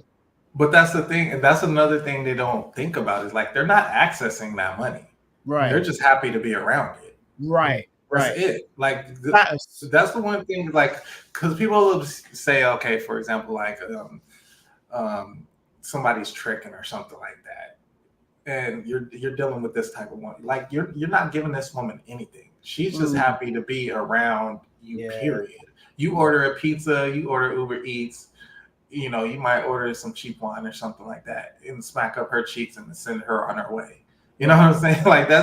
That's what's happening in the States, because in Colombia, you don't even have, I wouldn't give these women a time of day. No one will give them a time of day like that. Nope. So, it's that's the difference, is because, my slow Tuesday is a 7, in the States, your slow Tuesday is going to be a 4. It's facts. What he's saying lines up with the 1MT, it's the same situation, man. Yeah, you said it bring all the time. It's like a status thing for them. Like Jay just said, they don't even actually need, or they're not actually even getting the money. They just want to have a guy who has it like that for status. So it's all lifestyle oriented rather than he's actually doing these things for you. Right. So for example, the one on the far left, she's decent. That's decent. You know what I mean? I'm not talking about for outside the country decent, but I'm talking about for in the States. Oh, okay, yeah. That would be a 5. You know what I'm saying? It's something that's doable. Yeah. The rest of them, I'm I don't even know what they talking about. I don't know who's smacking that. But where you from? But, Philly. Okay, you came here from Philly? I came here. You having a good time? I'm having a great time. Okay, calm down. I'm just kidding. Okay, what's your name? S. You from Philly? Yes, I am. Okay, what's your name? Jarrell. Where you from? Philly. Oh, so y'all all came from? Yeah, I just wanted to play that so we had so this is basically middle of the road black women, right? No, the one on the left. The one on the left. Okay, because the one on the left, that's for the States, that's probably a 6. Really? So for the States, that's probably a 6. She probably was serviceable. No, she probably was cute. I'm saying for the States. You gotta realize, the States is there's not a lot of attractive women at all. So when you say a 6, you're comparing I got you. A Colombian 7, maybe an 8 would be a 10 out You know what I'm saying? Right, So that's the top tier. You know. One point I want to make for the audience as well is like, you know, like when it comes to like ceiling, there's a term ceiling. So the one on the left, her ceiling maybe 10 years ago, because I want to just let's say assume how old do you think she is? Because you're a better judge because you're American. Yeah, she looked like she might even be touching 40. Okay, so let's say she's late 30s, yeah. Sounds about right. Yeah, she looks like when she was, if you were to go back 18 to 20 years from today, her ceiling might have been quite high potentially. I could see her looking quite good 20 years ago. Right, because she would have been leaner, like she still has some type of shape, but like she would have been a lot leaner, less food going through her body, things would have been tighter. So her ceiling would have been, I could potentially, as long as she didn't mess herself up, back in the day would have been high when she was 20. But the one in the middle on the right, it's like not so much. It's like they could never have been that attractive because and that's the term ceiling. Right, exactly. It's like you're a basketball player, right? It's like your ceiling could have been up here. You know what I mean? Yeah. If this was NBA, the two on the right would have been busts. The one on the left probably have. I can see the one on the left. Like if she was in shape, like she would probably be an attractive woman. Yeah, back in the day, like 15 years ago, when she was back in the shape, there's probably a guy that knows her looking at her thinking, oh, she used to be kind of bad back in the day. What happened to her? Oh my God. That's so funny. From high school that fell off. She's over age, isn't it? She probably had some kids, so I get it. It's like you know, they're all kind of I know. Go on, Jay. I know because because I would look back like at exes. Like I don't really talk to anybody from back in my day except for one of my like homies. And then one of the girls I used to talk to from back in the day, she was telling them like, oh, what's Jay up to these days? Oh, and he flat out told her, he was like, no, you might as well not even try. Like he's not gonna deal with you. And I started like he told me, he was like, yeah, no, Jay's not gonna deal with you.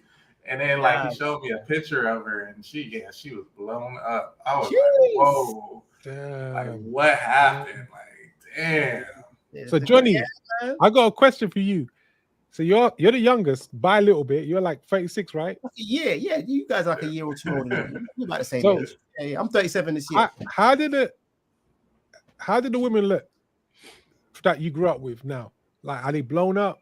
Like these shorties right here. Same thing, man.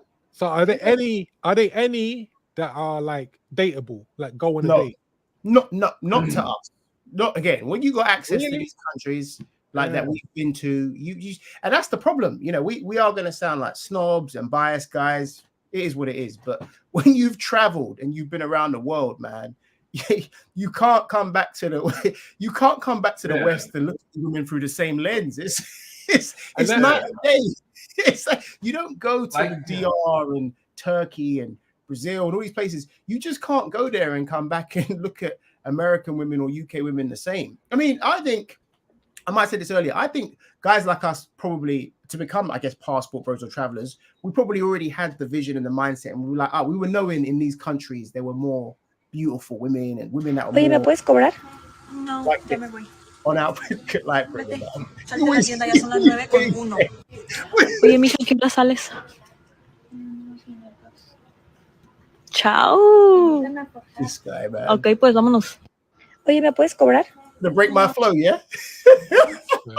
No, but we always knew because that's what activated guys like us to take action and get the passport. But when you actually get boots on the ground, I always say this because Jay, I'm sure you see this. The haters in the group, we've had boots on the ground. I've experienced it. Lightbringer, I know for a fact, has experienced it. Jay, you've experienced it. When you've had those experiences, when you've been around and you've orbited those women, you simply can't come back and ever look at them the same. So yeah, to answer your question, Lightbringer, a lot of the girls I went to school with or chicks I dated, yeah, they've all kind of gone like the way these shorties are gone here. You know, they're banging the wall, man. For a guy that's younger than yourself, so for the 22-year-old version of you, sure, explain to him, when did these women start falling off? Because there's an age when they start falling off. So tell that young guy so he knows. unfortunately, that the wall comes quite early these times. You know, the West, you know, you guys know, because of the living conditions, the weather, the food now, like a lot of them, they might not make it past late 20s, if I'm being honest. You know, there might be a window between, let's say, where you're 18 to 27, 28.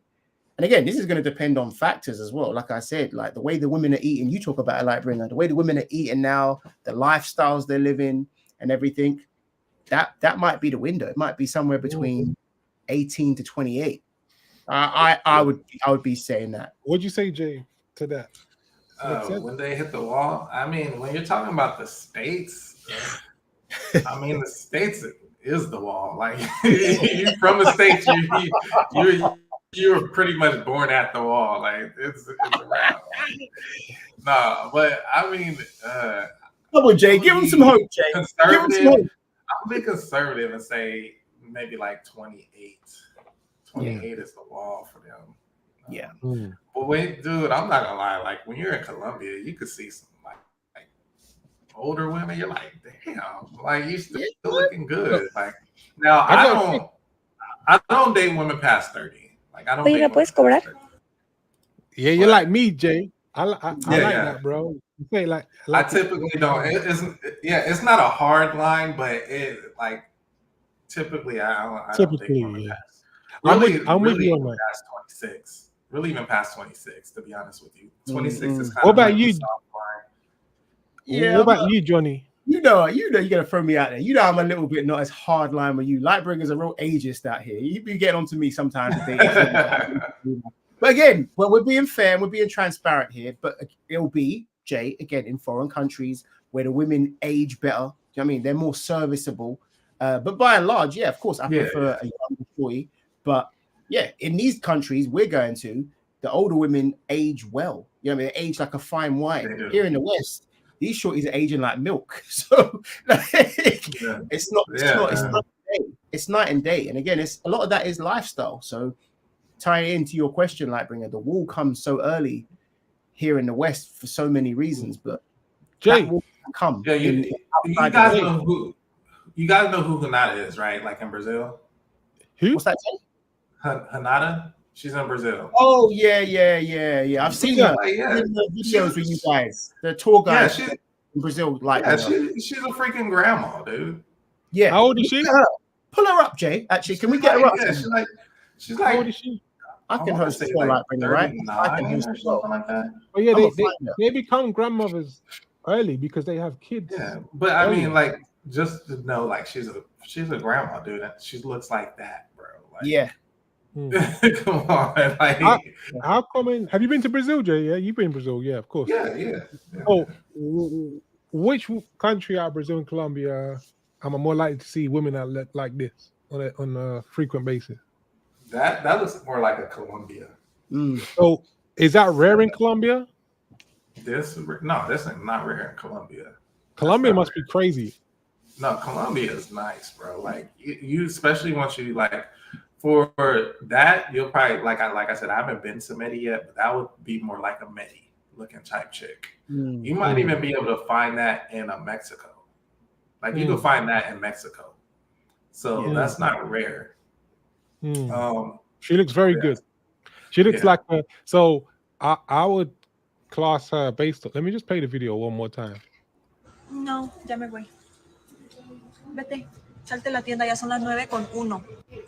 Oye, mija, ¿qué hora sales? Like, I mean, based on that, I think she's got to be close to an 8. The first one. The first one, the first one's nice. First one's nice. Maybe even higher. 8, because like I'm trying to be, you know what it is? The world has shifted so much. The average, what a 5, 10 years ago is like a 6 now.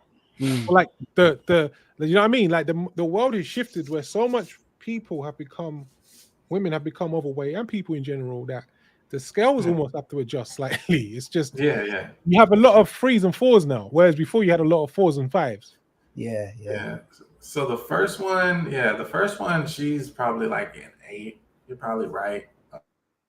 This one's probably like I want to give her a 7.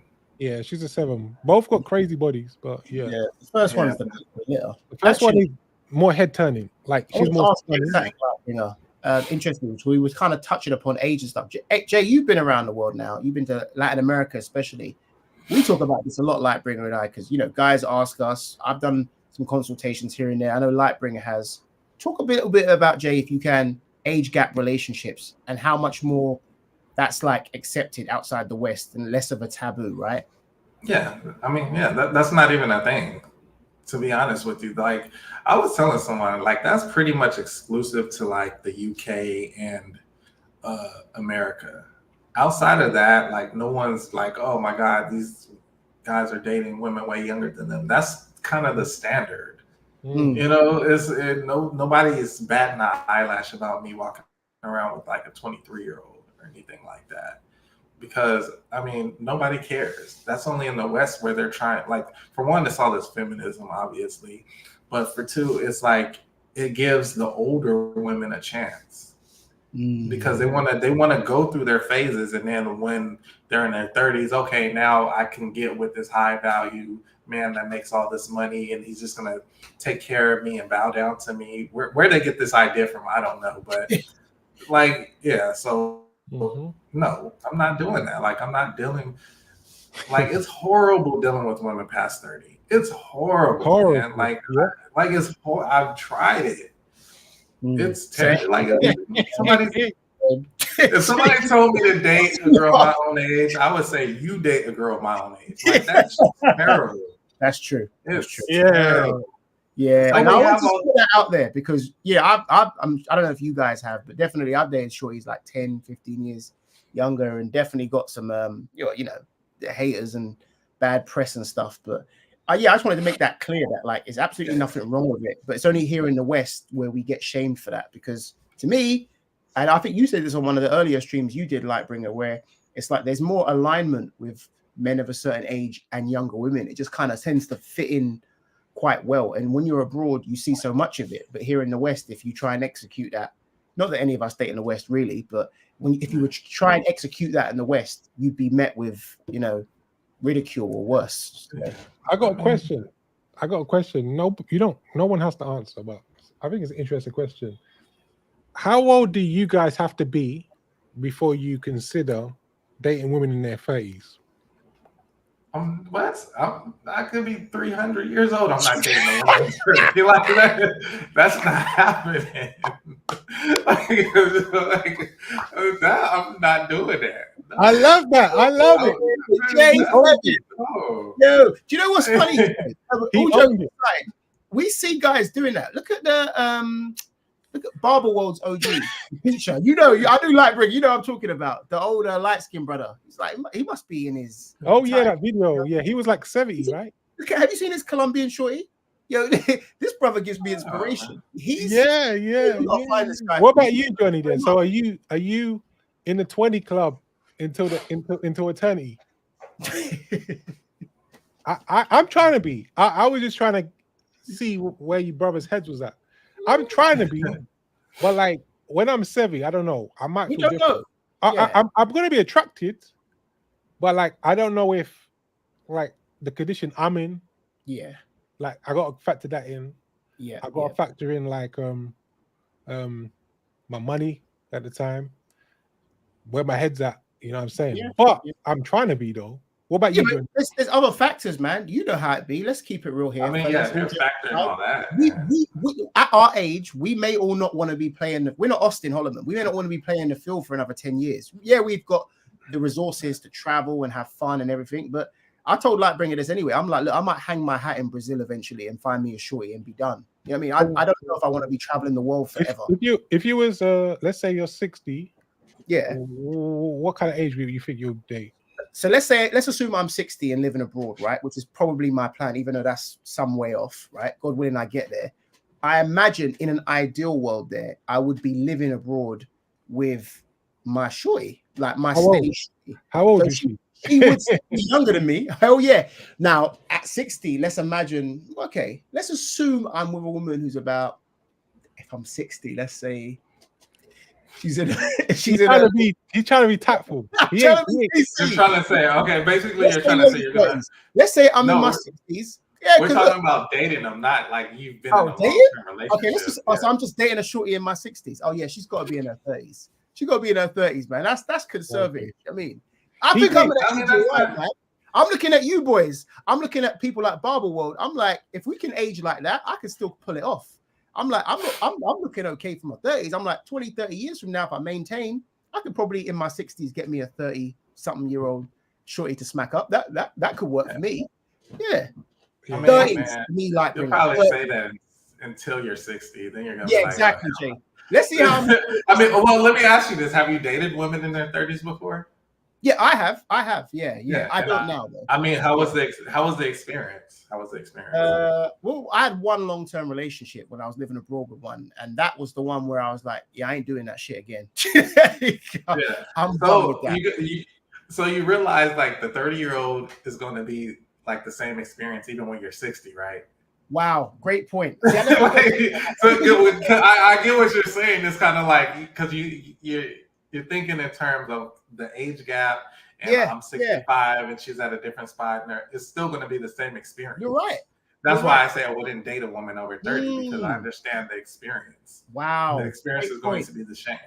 Yeah, I never thought about it like that. Yeah, when you break it down like that, it does make me think differently because I suppose you're right. I'm thinking more purely from an age perspective, right? Like, but if you factor that in, you're right. It's the same experience because it's the same profile, isn't it? Yeah, true. I'm trying to be like, I have a thing about 22. I have a thing. Every time, let's say I'm on IG or in real life, and I see a true like peak baddie, 8 times out of 10 they're 22. Like God was doing big work. God was doing big work, like when he was, you know what I mean, when he was cultivating 22 years of age on a female. Right. So anywhere around there, that's real good. So I'm always gonna probably have that attraction. Maybe I'll have a main piece that might be a little older. Yeah. Well, if that OG and guys, and there's a few like that as well, are pulling it off.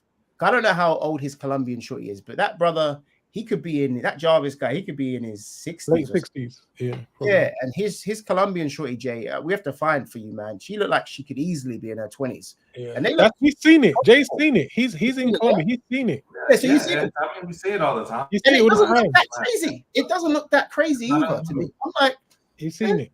It's normal over there. Yeah, I was just at the mall yesterday, and like you see it, like these older dudes, they got these beer bellies, and they're with like a fine ass woman, and I'm looking like, damn,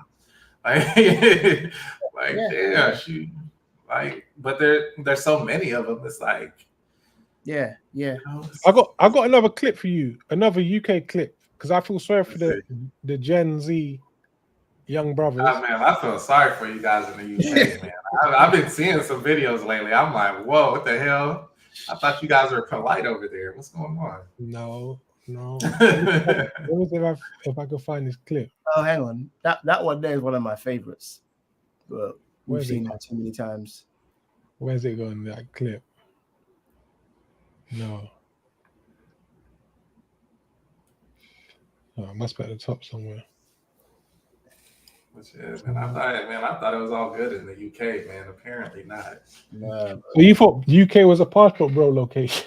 I just thought it was like very elegant, and like the women were so polite. You guys just sip tea and crumpets and chilling. Oh no! So I'm 21. I found the video. Let's go. Yeah. My name is Guapo. I'm a digital creator. I do a lot of things, but that's what I'm gonna say. That's my main thing right now. So yeah. I don't. Funny as a joke. Yeah. Okay, you're putting me on the spot. Why did the chicken cross the road? Huh? Let me see. Why did the chicken cross the road to get to the other side? Wow. So I see people laughing though. So I'm 21. My name is Guapo. I'm a digital creator. I do a lot of things, but that's what I'm gonna say. That's my main thing right now. So yeah. Sad. I don't.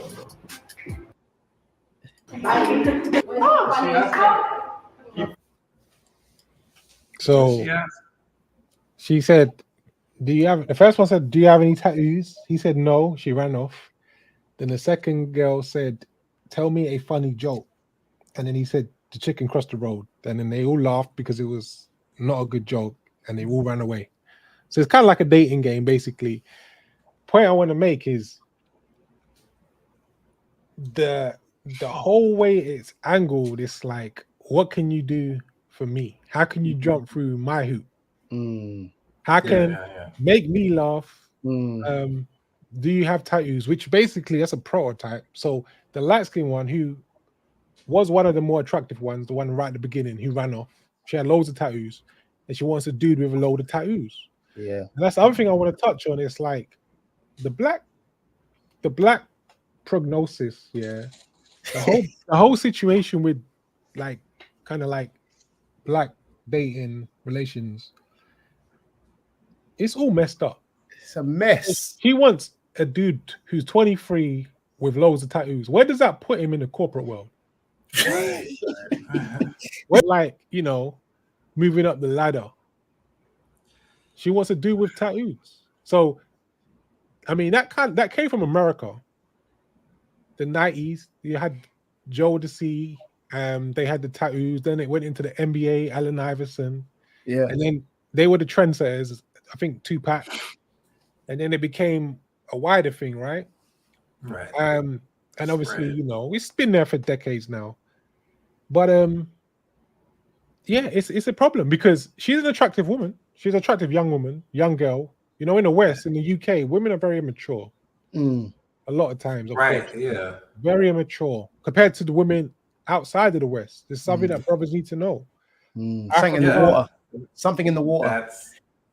That's what's funny when you say that they're very immature compared to women. So when you see us dating younger women outside of the States, understand they are far more mature than the 22-year-old in Colombia is way more mature than the 22-year-old in the States. Like it's not even close. Like these women are cooking, cleaning, taking care of you, making sure you're good. They're not just acting a fool. Like it's totally different by comparison. So when you think we're going after a more of a immature type woman, no, that's not the case. Like these women are actually more mature than the 40-year-olds in the States. Like y'all are still listening to sprinkle and shit like that. Like, come on, man. Like the undertone is also, let's be real, is it goes back to what we talked about earlier, Jay, is to make a mockery of men, to make you a laughing stock. Like, I get it. It's a viral moment as well. But again, was it MT said the other day on one of his streams, the truth is often hidden behind a joke. A lot of that is for the clip, but it's also like the undertone is like you said, what can you do for me? You can't instantly delete, instantly get rid of. That's an indictment of what a lot of real dating situations are like. You maybe don't see it play out so flagrantly like that, but the mental chess game between men and women in the West is a lot like that. That's how quickly they're turning off and they're shutting brothers down and making men a laughing stock. And again, you might look at it and go, oh, it's just a viral clip for views and that. Look at his face at the start of the video. He to me, and again, I could be assuming, he looks relatively like somewhat invested, like he's just being sincere.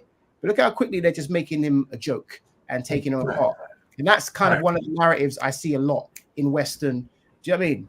In like dating situations. Like, and then they talk mess about us for going overseas and flaunting it, and we're taking our pictures on the beach with beautiful shorties and that. But you could see why. Look at this. They've just destroyed the guy in seconds. Anything he said was always going to just get laughed at and made a mockery of, which is what they do. And this is the benefit of wisdom. Yeah, and I want to chime in on like benefit of wisdom. These are the best these women are ever going to look. Right. These women. What do they do with it?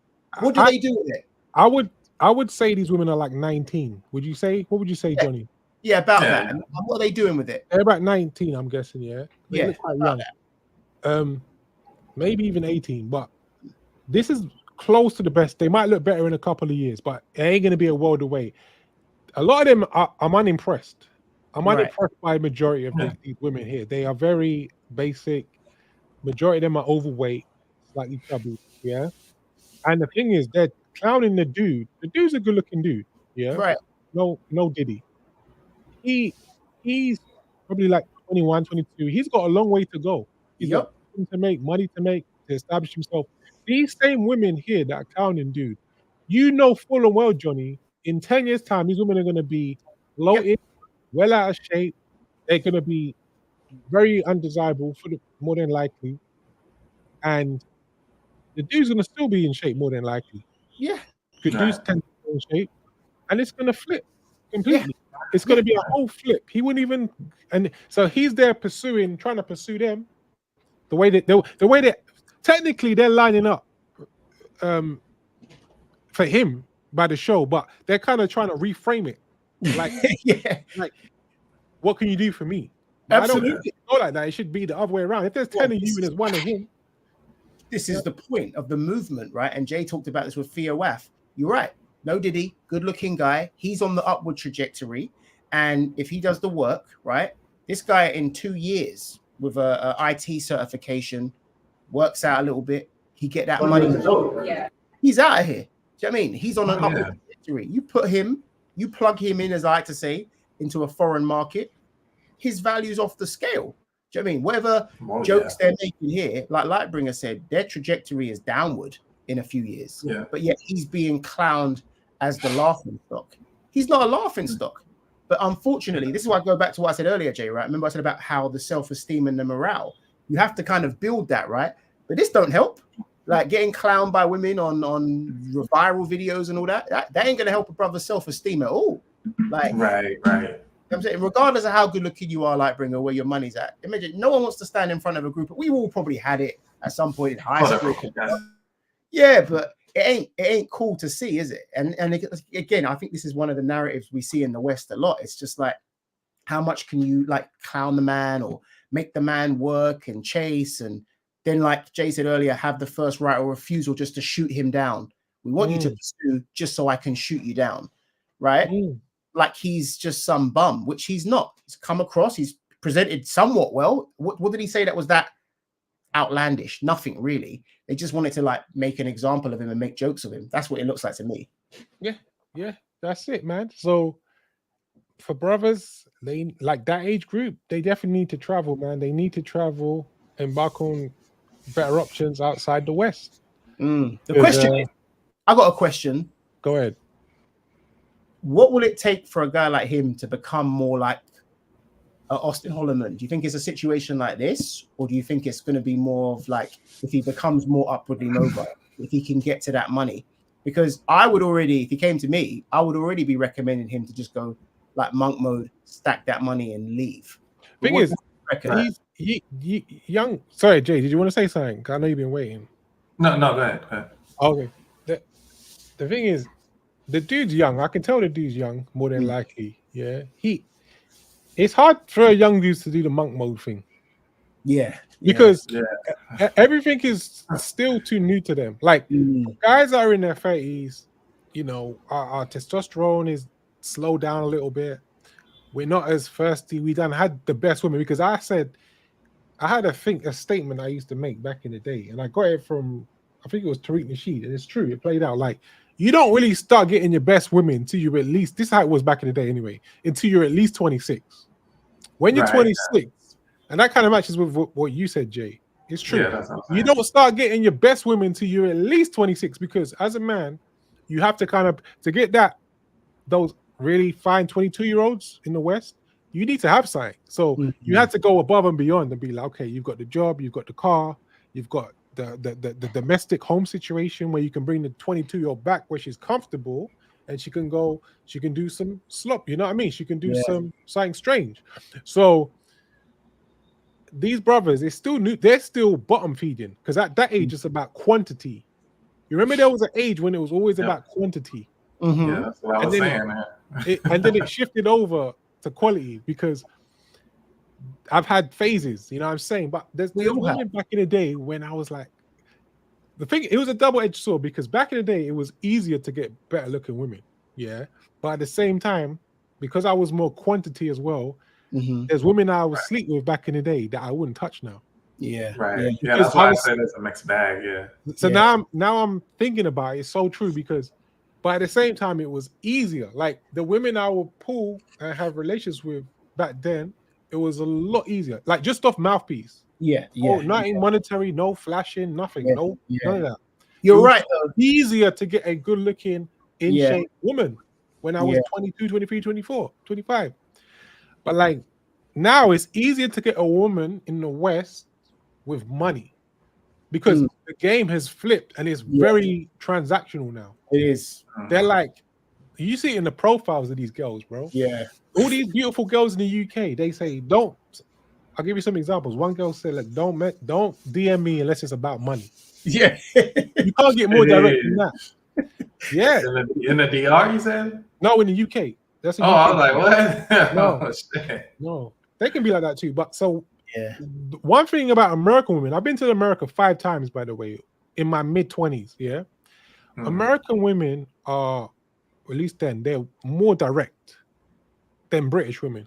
So if they want something, they just get to it. If they attracted to the guy, they're gonna let him know. Back in the day, anyway.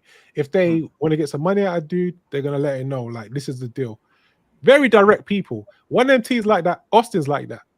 I think British dudes, our culture's more in and around the bushes, and we you know what I mean. So I like that about American culture. Very, very to the point. But yeah, the game done change, man. It's a hard sell. It's a hard. You're right. It's a hard sell because again, he's not traveled. He's not seen anything. I can't say, hey man, keep your head up because I always say this because I got a boy who's like, you know, he's a traveler and stuff as well. And he's always like, oh Johnny, we need to get these guys more focused and get them on the money. And I said, yeah, but when they're young, you have to. Goes back to the whole monk mode and the semen. A young man needs to be able to enjoy some experiences with women, man. You can't just shell up and like, do you know what I mean? And take mistreatment. Moreover, like if in some cases they need to see some sort of ROI, I think, especially like when they're, you know, at that youthful stage, like you said, when their testosterone's high and that, because this happens a lot. Sadly, I think we all know this happens a little bit too much. What we're seeing in the video here. And I feel like for brothers, if they can get like, you know, some kind of a result, then their self-esteem, do you know what I mean? Their morale is at a place where they're encouraged to kick on and, you know, prosper and all the rest of it. Because for us, we could all just sit in the pocket and just chill. Western women ain't really stressing me out that much because I know I could just leave them like whenever do you know what I mean? Whenever it suits me. But this guy, his whole world might revolve around Western women right now. The passport might seem too far away. So like Bringer's got a point. I would tell a guy like this, hey man, don't worry, in a couple of years. But he might say, yeah, but I'm 21. I don't want to wait a couple of years to get money before I can start traveling the world. That's why I was asking a question about Austin, because he's an outlier. I'm like, for a young guy to see it so quickly and to activate, he's been doing it for 2 years, right? So that would have made him 22. To see it at 22 and activate and execute on it at 22, that's impressive because I would have thought he would have still have given America more of a chance. But he seems like he's, from the little I've seen of him, completely given up on America. So young to have completely given up on the West. We all have, but we've all lived a lot longer. Well, not a lot longer, but a fair bit longer. To have already given up at that young age, right? The peak of your youth and energy and testosterone, that is an indictment on the culture. Like, well, for one, you have to realize Austin's first trip was to Brazil. Like after Brazil, you're like it's over. It's like, yeah, like there's no other place. Like even I'm telling you, if Austin could go back to Brazil right now, he would. Like like I know he's been to like 40 countries or something. I don't know how many countries he's been to, but I can guarantee you, if he could go back to Brazil right now, he'd be on the next thing smoking. They did Brazil him is just that as well. They did him dirty with that really quickly. Yeah, but that was blown out of proportion, that whole thing. But anyway. Yeah, it definitely was blown out of proportion. But at the same time, he knew where he messed up at. Yeah. Like, even when I went to Brazil, that's what I said. I learned like there's just some stuff you don't talk about. Sure. Like that's just how Brazil is. So, but yeah, man, it was. But yeah, so he went to Brazil, and like once you go to Colombia or Brazil, like the states is just you're just like no. So what would your advice be, Jay? What would your advice be though? Obviously, you're not in it, but Lightbringer mentioned to you some of the factors. The main one would be money. Just curious, what might be your advice to a brother like this, a young guy? How would you meet someone? 22-year-old? So yeah, the first thing I would do is tell them like travel, like gather up some money, you guys get a group or whatever, and then go travel and then date. And the reason that would be my advice is because humans work off of incentive. Now, even though he's broke, he probably doesn't have a lot of resources and whatnot. If you gathered up that resources, whatever it took, and actually took that trip and then figured, you've seen what was out there, you would come back in that mind frame of to where, okay, now I actually have an incentive to become something. Now I have an incentive to go through these IT courses. Now I have an incentive to, stack up and save, and because I see what's out there now versus being in a westernized country. A lot of these guys just, you can tell, like I have younger brothers, I have younger brothers that are like 16 through 22, I think he is 22. And you can tell they have no desire to deal with women. And it's weird. Like to the point where I was like, I had to ask the question. I was like, you guys kind of swinging the other way. What's going on? Like I had to ask, but you could genuinely tell that wasn't the case. You could tell like there's just zero desire for women. How sad. It's because this is what they get. This right here is all they get. Damn. So why would I work my tail off to get that? Damn. It doesn't even make any sense. Like I'm just gonna work my tail off to get with some disrespectful, bitter, not even that attractive, like overweight. There's nothing there. Yeah, overweight. Like there's nothing there. Like why? There's no purpose. What was that word that you use in incentive? Yeah, there's just no incentive. There's no real incentive to go towards this.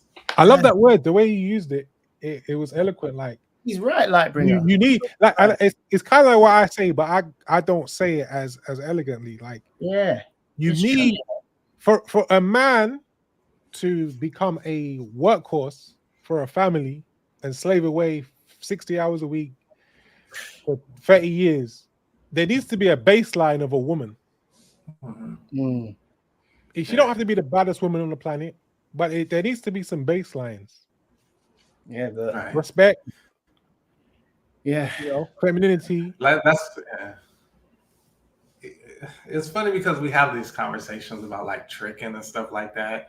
It's always a funny concept to me because I know the guys that are talking about you guys are tricking. Like I can look at their girl and be like, yeah, she's trash, bro. Yeah. Like I'm not saying go around spending money on women just willy-nilly and just handing every woman money. But if you have a woman, for example, like that come to your house, they cook, they clean, they take care of you, they massage you, they're talking to you, they're very feminine, they're making your life better. Taking care of a woman isn't a bad concept. Nope. I mean, that's actually the standard. Yeah. For you to be able to do that. So it's kind of like, if a woman's doing all that, like, why would you mind buying her a nice little dress, especially out the country? Okay, I'm gonna buy you a little $25 dress. Like, you know what I'm saying? I'll buy you these little, $30 shoes or something like that. Yeah. Like that's not a bad thing, guys. And then one of the things I want brothers, because I'm trying to start kind of getting brothers over these humps, because some of them do seem like they're kind of stuck. It's like, you got to understand, man, looks matters, beauty costs, pretty women have privilege. Like, you're going to have to get over that. Yeah. You know what I'm saying? Like, get over it, bro. Yeah. ROI. That's it. You're getting a return. You're getting a return. What are you getting for what you're giving? I'm with you and on this, Jay, and I won't lie. I mean, I'm at an age now where I've accepted that. I've been in the dating market for a long time, domestically, internationally, but for a long time, again, going back to what Lightbringer said, we grew up in the game period. So it's like I didn't have to. I could just use my good looks and my charm. But it's like now I'm like, I haven't got the time. I'm a busy man. What's it going to cost me for the peace of mind? We're all Right. like that, I'm sure. What's it? You're laughing, but Lightbringer's very, very, on that. Like, I don't mind, and I'm the same. It's like now I'm looking for peace of mind. I don't mind paying for that. You've just got to make sure you do the things that, I mean, like Uncle D has the best analogy I've ever heard. I said it's to Lightbringer. I saw it once on a stream. He said, I'm a train that is moving in a certain direction. If you jump on the program, you can ride in the first class of that train. Provided you play ball, you ride in the first class. If at any point you don't want to play ball, the train will dismount and you can eject yourself from the train, and the train will keep moving. And that's really it.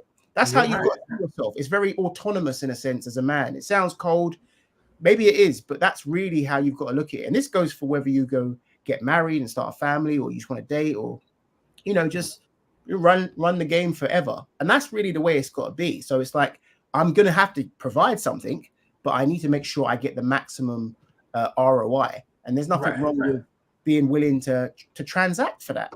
I'm not going to ask for your time for free and, do you know what I mean, just expect you to do things for me just because. No, it's like I always say to brothers, I'm like, if you want unconditional love, go call your mum. That's the only woman that's that's for real.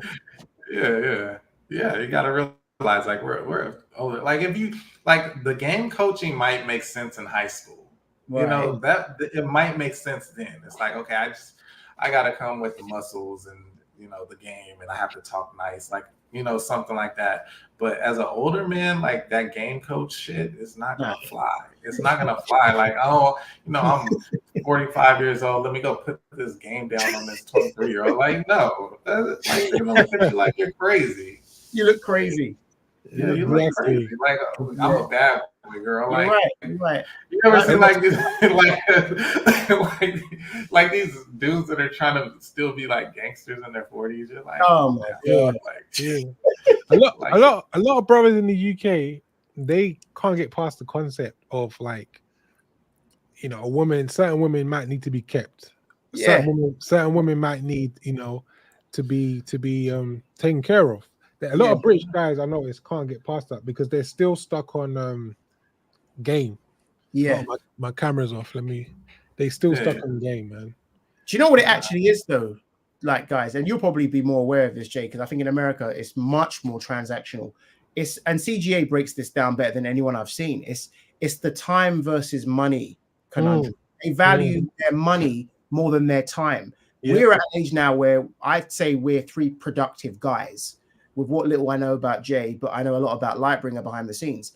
I value my time a lot more. Like, I need my time so I can produce results in other areas of my life. Those guys are still living in that, go back to that scarcity mindset. What little money I've got, I'm not spending it on anyone else, and I'm not giving it. But I'm like, bro, if I have time, I can make more money. That's where my mind's at. You know what I mean? I can do more with that time. With that peace of mind this woman gives me, I can, do you know what I mean? I can relax more, I can rest and recover more. We've flipped it. That's why Passport Bros, like you said, Lightbringer, we're light years ahead, because I'm like, we've already seen into the future. We've bent time. We're like, nah, I'm going to remove all of that. Here's how I'm what I want. I'm going to step out of the matrix, and I'm going to just extract what's going to work for my life. Yeah. Right. Yeah. And I'm not saying go for like the pros or anything like that. You don't even got to do that. Yeah, but guys do have to understand, like, beauty does cost. It's competitive. Yeah, you're going to have to, because again, guys, like with the women I deal with, I have like really good relationships with. It's not just sex, and it's nothing like that. It's actually us really having deep conversations and talking and having fun together.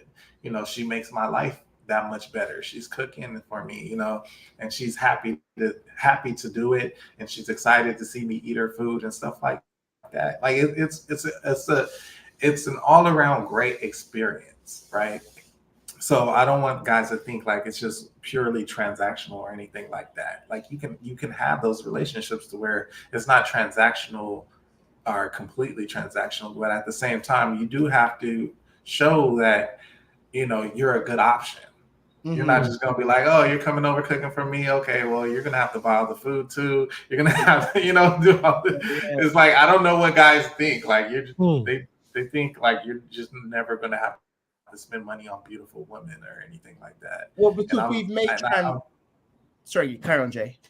Go ahead. No, I was going to say it's actually because you're making a great point. It's actually because people make anything transactional dirty. We make it like if I do something for someone else, I'm somehow being leveraged and it's a bad thing. Like I have to win. It's like one-upmanship or something. It's not. That's like a black thing. That's a black thing. You know. Black, yeah. You know. Back in the day, women would be hoes, sexual hoes, like sleep around, but then someone will pull them aside and say, "Hey, this is like more the pimp days. Why don't you? What you're doing? Why don't you charge for it?" And they'll be like, "Who do you think I am? Do you think I'm a hoe?" So they'll do everything for free. And when do you get what I'm saying? When they do it for free, but the minute you try to corporate it or try to create some structure, they'll be like, "Who do you think I am?" it's like it's a black thing. It's like whenever there's some money around it, I don't know how to even explain it, but they start getting like their brain is all backwards when it comes to getting some money about it. Yeah, right. Yeah. Like yeah. look what an antagonist said. Yeah, it's distinguish the same dudes that talk against you spending money on women overseas are the same ones co-signing feminists that roast Western men for being cheap and not footing the bill. Yeah, they are like the same women that are like trying to make it seem as though like, oh, you guys are going overseas tricking, but at the same time they're like, hey, you need to come back here and spend money on us. Stop being cheap. Well, this is it. It's the CBA argument. You're paying on the front end or the back end, but your money, energy, attention, time. You pay with something, and let's be real. Most of the time, you're probably paying with all four if you're dealing with the opposites. Exactly. So you just got to manage what of the four you want to give and how much. And measure how much you want to give of it. But there's nothing wrong with it. Again, I think, it goes back to like this whole trying to get one over on people. And like Bringer, you're right. I guess in the black community, that's kind of always a thing. Like we're always at each other's throats or competing in some way. It's like, no. How about we give each other something? And then that way we can all win. Jay, you said that earlier, quite rightly. Pull each other up. We all have that, but we know certain members in our community certainly have that crabs in a bucket mentality where it's like, no, let's pull everything down. It's weird. Our resource, our energy, all of it. Well, that's the thing. What guys don't realize is you can start leveraging these type of things. For example, like I have classes on Tuesdays, Fridays, and Saturdays, right? Kind of before I was doing that, I was just kind of kicking the women out, like, hey, I got class. But now I'm kind of like, all right, you know what? You can cook while I'm actually in class. Like, so this woman's taking care of me while like she's cooking, and then once class is over, I can eat something. Or when this is one thing I got attacked for. It was the craziest shit. I was kind of disappointed in a lot of black men for this. But I was trying to explain to them how being with a beautiful woman can actually help increase your finances. And I'm trying to explain to them, pretty women have privilege, and you can actually leverage that. Because if you've never walked in a room like a networking event or something like that with a pretty woman on your arms, you don't understand what I'm trying to tell you. You don't understand that you're getting a completely different reaction whenever you do have a gorgeous woman on your arm when you're walking into a room. And they were so mad at me when I said that. I don't know why, but it was because they were like, no, it doesn't matter how she looks. She can be frugal. And I'm just like, who said that? Like, it was a while back. It was that's I don't crazy. know who it was, but it was. And then I said it on my live stream, and they were just like, it was weird. I guess they didn't understand the concept.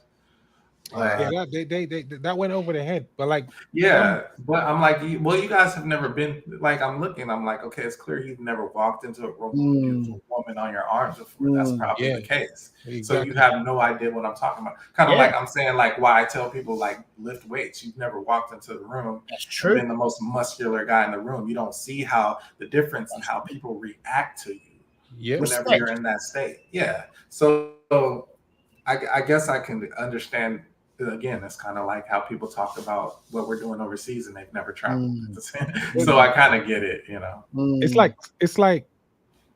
It's like subtleties, but you have to pay attention to what is going on. It's just it's just subtleties. Like it's if you're not paying attention, you won't see it. But the reaction I got was somebody was like, "Yeah, I've never heard of someone not getting a job because their wife was beautiful." I'm like, dude, you're thinking for one, you're not hearing what's not being said. For one, that's the problem. That's a great point. That is actually a great one. That thing is right. It's subtle, isn't it? That's a subtle one because none of us need to be told that a beautiful woman is, especially if she's with someone, is a kind of a reflection of that man and vice versa. But in a room, it would make a difference, a subtle difference that maybe most people wouldn't see or would go over their head, because it could be the difference in a guy taking you seriously, then it's starting a conversation, then it's starting a relationship. See, you're right. You're linking it all because you following the whole path, Jay. They don't see the path because they don't have the vision. Yeah, because I've walked in rooms where like you can see the look on people's faces, like, damn, who's this guy with that beautiful woman over? Like legit, like you could pretty much read their mind, right? Introduce themselves to me because I got this beautiful, like even Kevin Samuels talked about it, why he hired the escort and took her to whatever event he was talking about. Well, because he understood what was going on. He was unable to read the room. He understood I can't be coming to this networking event by myself. I have to have someone. So I would say, as Black people as a collective, I think we don't understand that because a lot of us come into events single. We're going places single, and we're not understanding.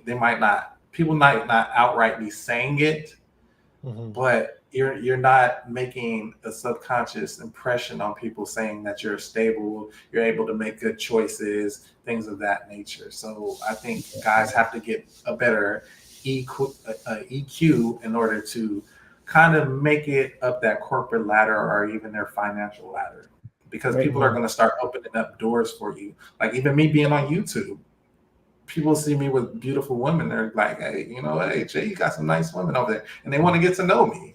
Shout out your YouTube page, Jay. Yeah.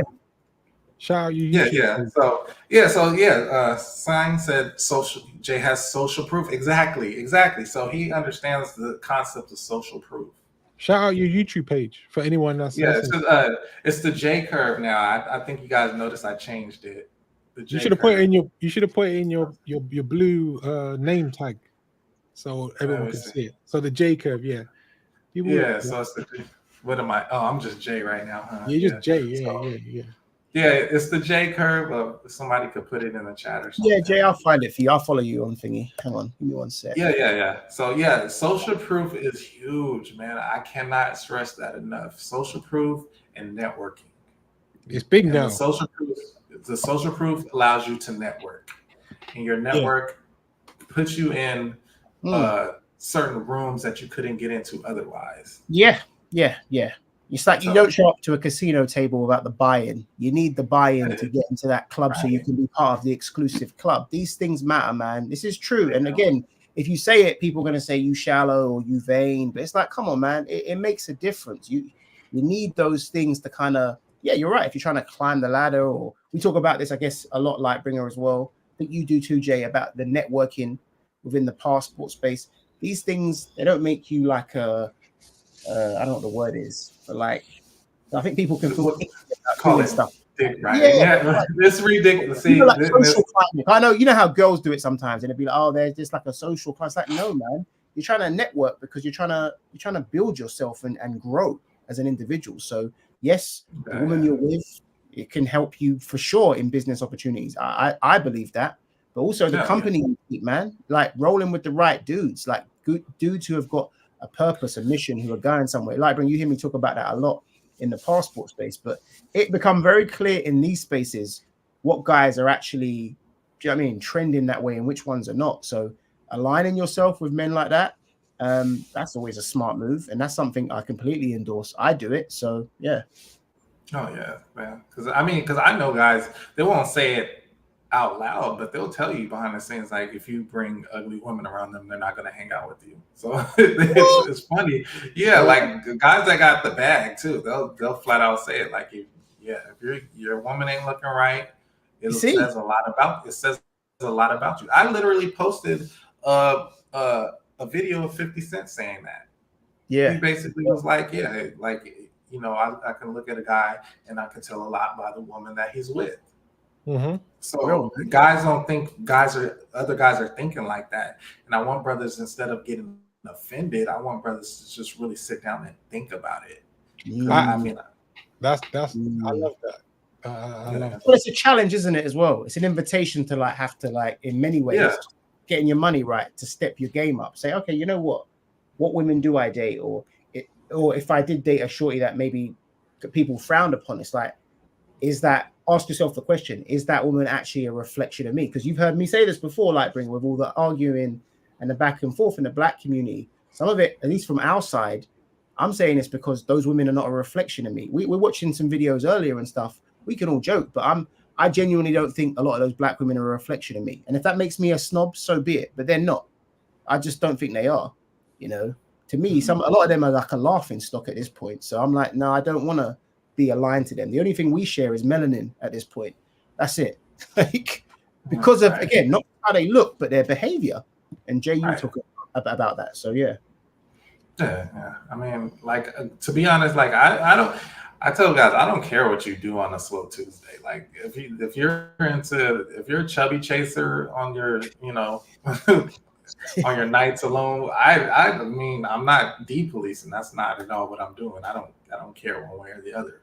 But what I am trying to get you to understand is that, you know, there are these social cues that people pick up on, whether you want to believe it or not, whether you are aware of it or not. I'm telling you that, you know, like, even for example, like a lot of us should be married in the corporate world. If we were like huge in the corporate world, we should be married at this point and have some children, because that kind of signals that we're more stable. That's right? True. But it's just, it's like, I don't know. It's like, I don't know why people fight me on that. Like, I still, you know, I've been over it in my head a million times as to why people fight me on that one. I'll never understand it. Yeah, no, you're right. It does signal stability and, you know, just, I guess, security and reliability, which are always going to be good things in a work environment for sure. I guess in our space, it's a little more the passport and the travel space, because there's so many, as you know, there's so many different ways of kind of integrating women in your life. Guys will, you know, they'll pick whatever the best option for them is, but that's one of the things I do personally like about that,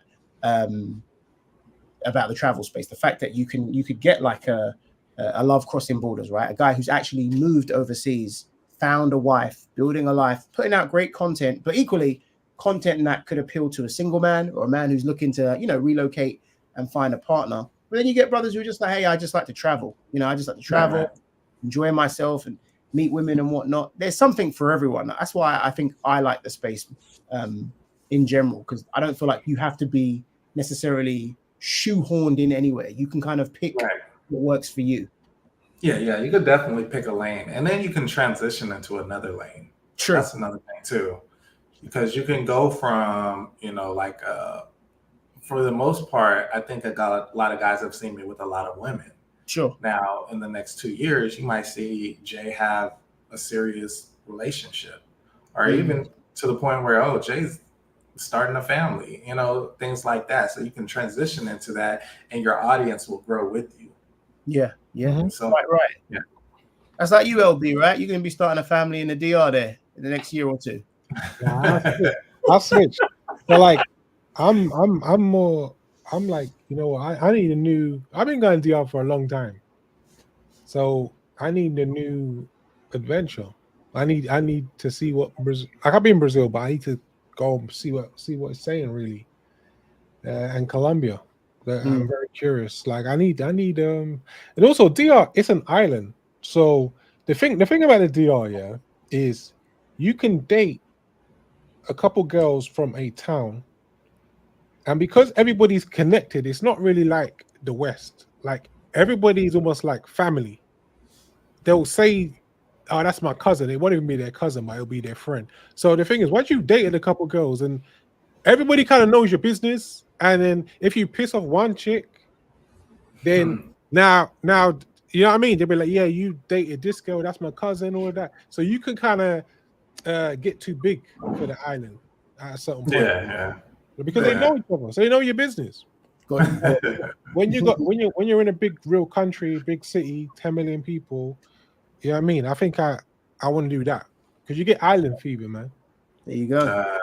You get island fever in a DR, man. I've dealt with like circles of girls in a DR, and it sounds good, but then after a while, you're like, nah. You piss one off, then they might piss. Yeah, don't mess with him. Oh, I mean, he, whatever. You treat one bad, then you know what I mean, they're gonna talk bad about you, shit like that, because they got nothing else to do.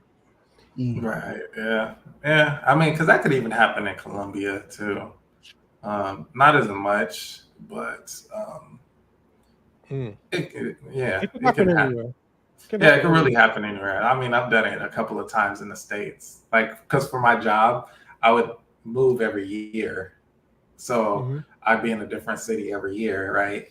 And it's funny. I like to say I did all my dirt, and by the time all of them are finding out, I'm already gone. So it's like, yeah, you're good. Yeah. Sometimes I might see a chick in a DR online, and then she knows she's friends with girls that I've already smashed. On her social media. Sometimes there might even be pictures. So it's just like I don't. I'm treading too close sometimes. So yeah. Because you got to be careful, especially out the country. Anyways, guys, man, I think it's about that time for your boy, man. We 3 hours in. We 3 hours in, man. That's what's up, man. This is your first live stream. This is your first live stream in how long, man? No, we did one like about what was it, a couple months ago? What about your one yesterday? Was that live or was that just like that was the show? But I did a live stream with Johnny. Yeah, we did one a while ago. Yeah. So this is about maybe my second or third, but yeah, man, it was fun, man. Thank you for man. No problem. Yeah, I seen you up here, man. I was like, oh, I gotta hop on light. I need to jump on your show whenever you do. You still do shows, these days? I'm finished with my IT stuff. I'm just looking for a job. Once I have my job, I will be back on live streaming. Doing my thing. Just right now it was full force ahead, concentrate on this IT, do everything I need to do. So now that I'm here, all I need is a job now, and I'm back on these YouTube streets, trying to give brothers the game, trying to help brothers out, because and that's my main thing, guys. I really want to help you brothers, man. I do.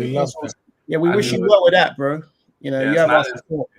It's not about the money for me. It's nothing to do with that. You brothers are in a bad situation, to say the least. It is a bad situation. I'm sorry, man. Oh my God, man. It's your words, Jay. Tell him, man. No, but you and Theo. I know of Theo. Theo and I have a mutual friend who's also a big pusher of the whole IT thing. So I think, man, keep doing that, because giving guys a legitimate route to like money and sort of that remote lifestyle, that's definitely going to be a good vehicle for everything we talk about here. So shout out to you for doing that. Thanks, all right, man. Thanks Peace, man. Safe, man. Yes, Johnny. Should we wrap up? I'm tired. Wrap up, LB. I didn't wrap up, guys. So got carried away there. Thank you for the audience. Thank you. I'm missing a shout, everybody. Shout out to the chat, man. A lot of guys have been talking Is that antagonist the same dude from the last? It rings a bell. Yeah. Shout out to antagonist. Shout out to antagonist. He was a first guest for our first live show. Hopefully, you come on another time. Shout out to Xing Shang. Another show. Xing Shang, Flying Light. Peace to all brothers out there. Appreciate the love. Like, subscribe, share if you feel the need. Peace, brothers. So we're out.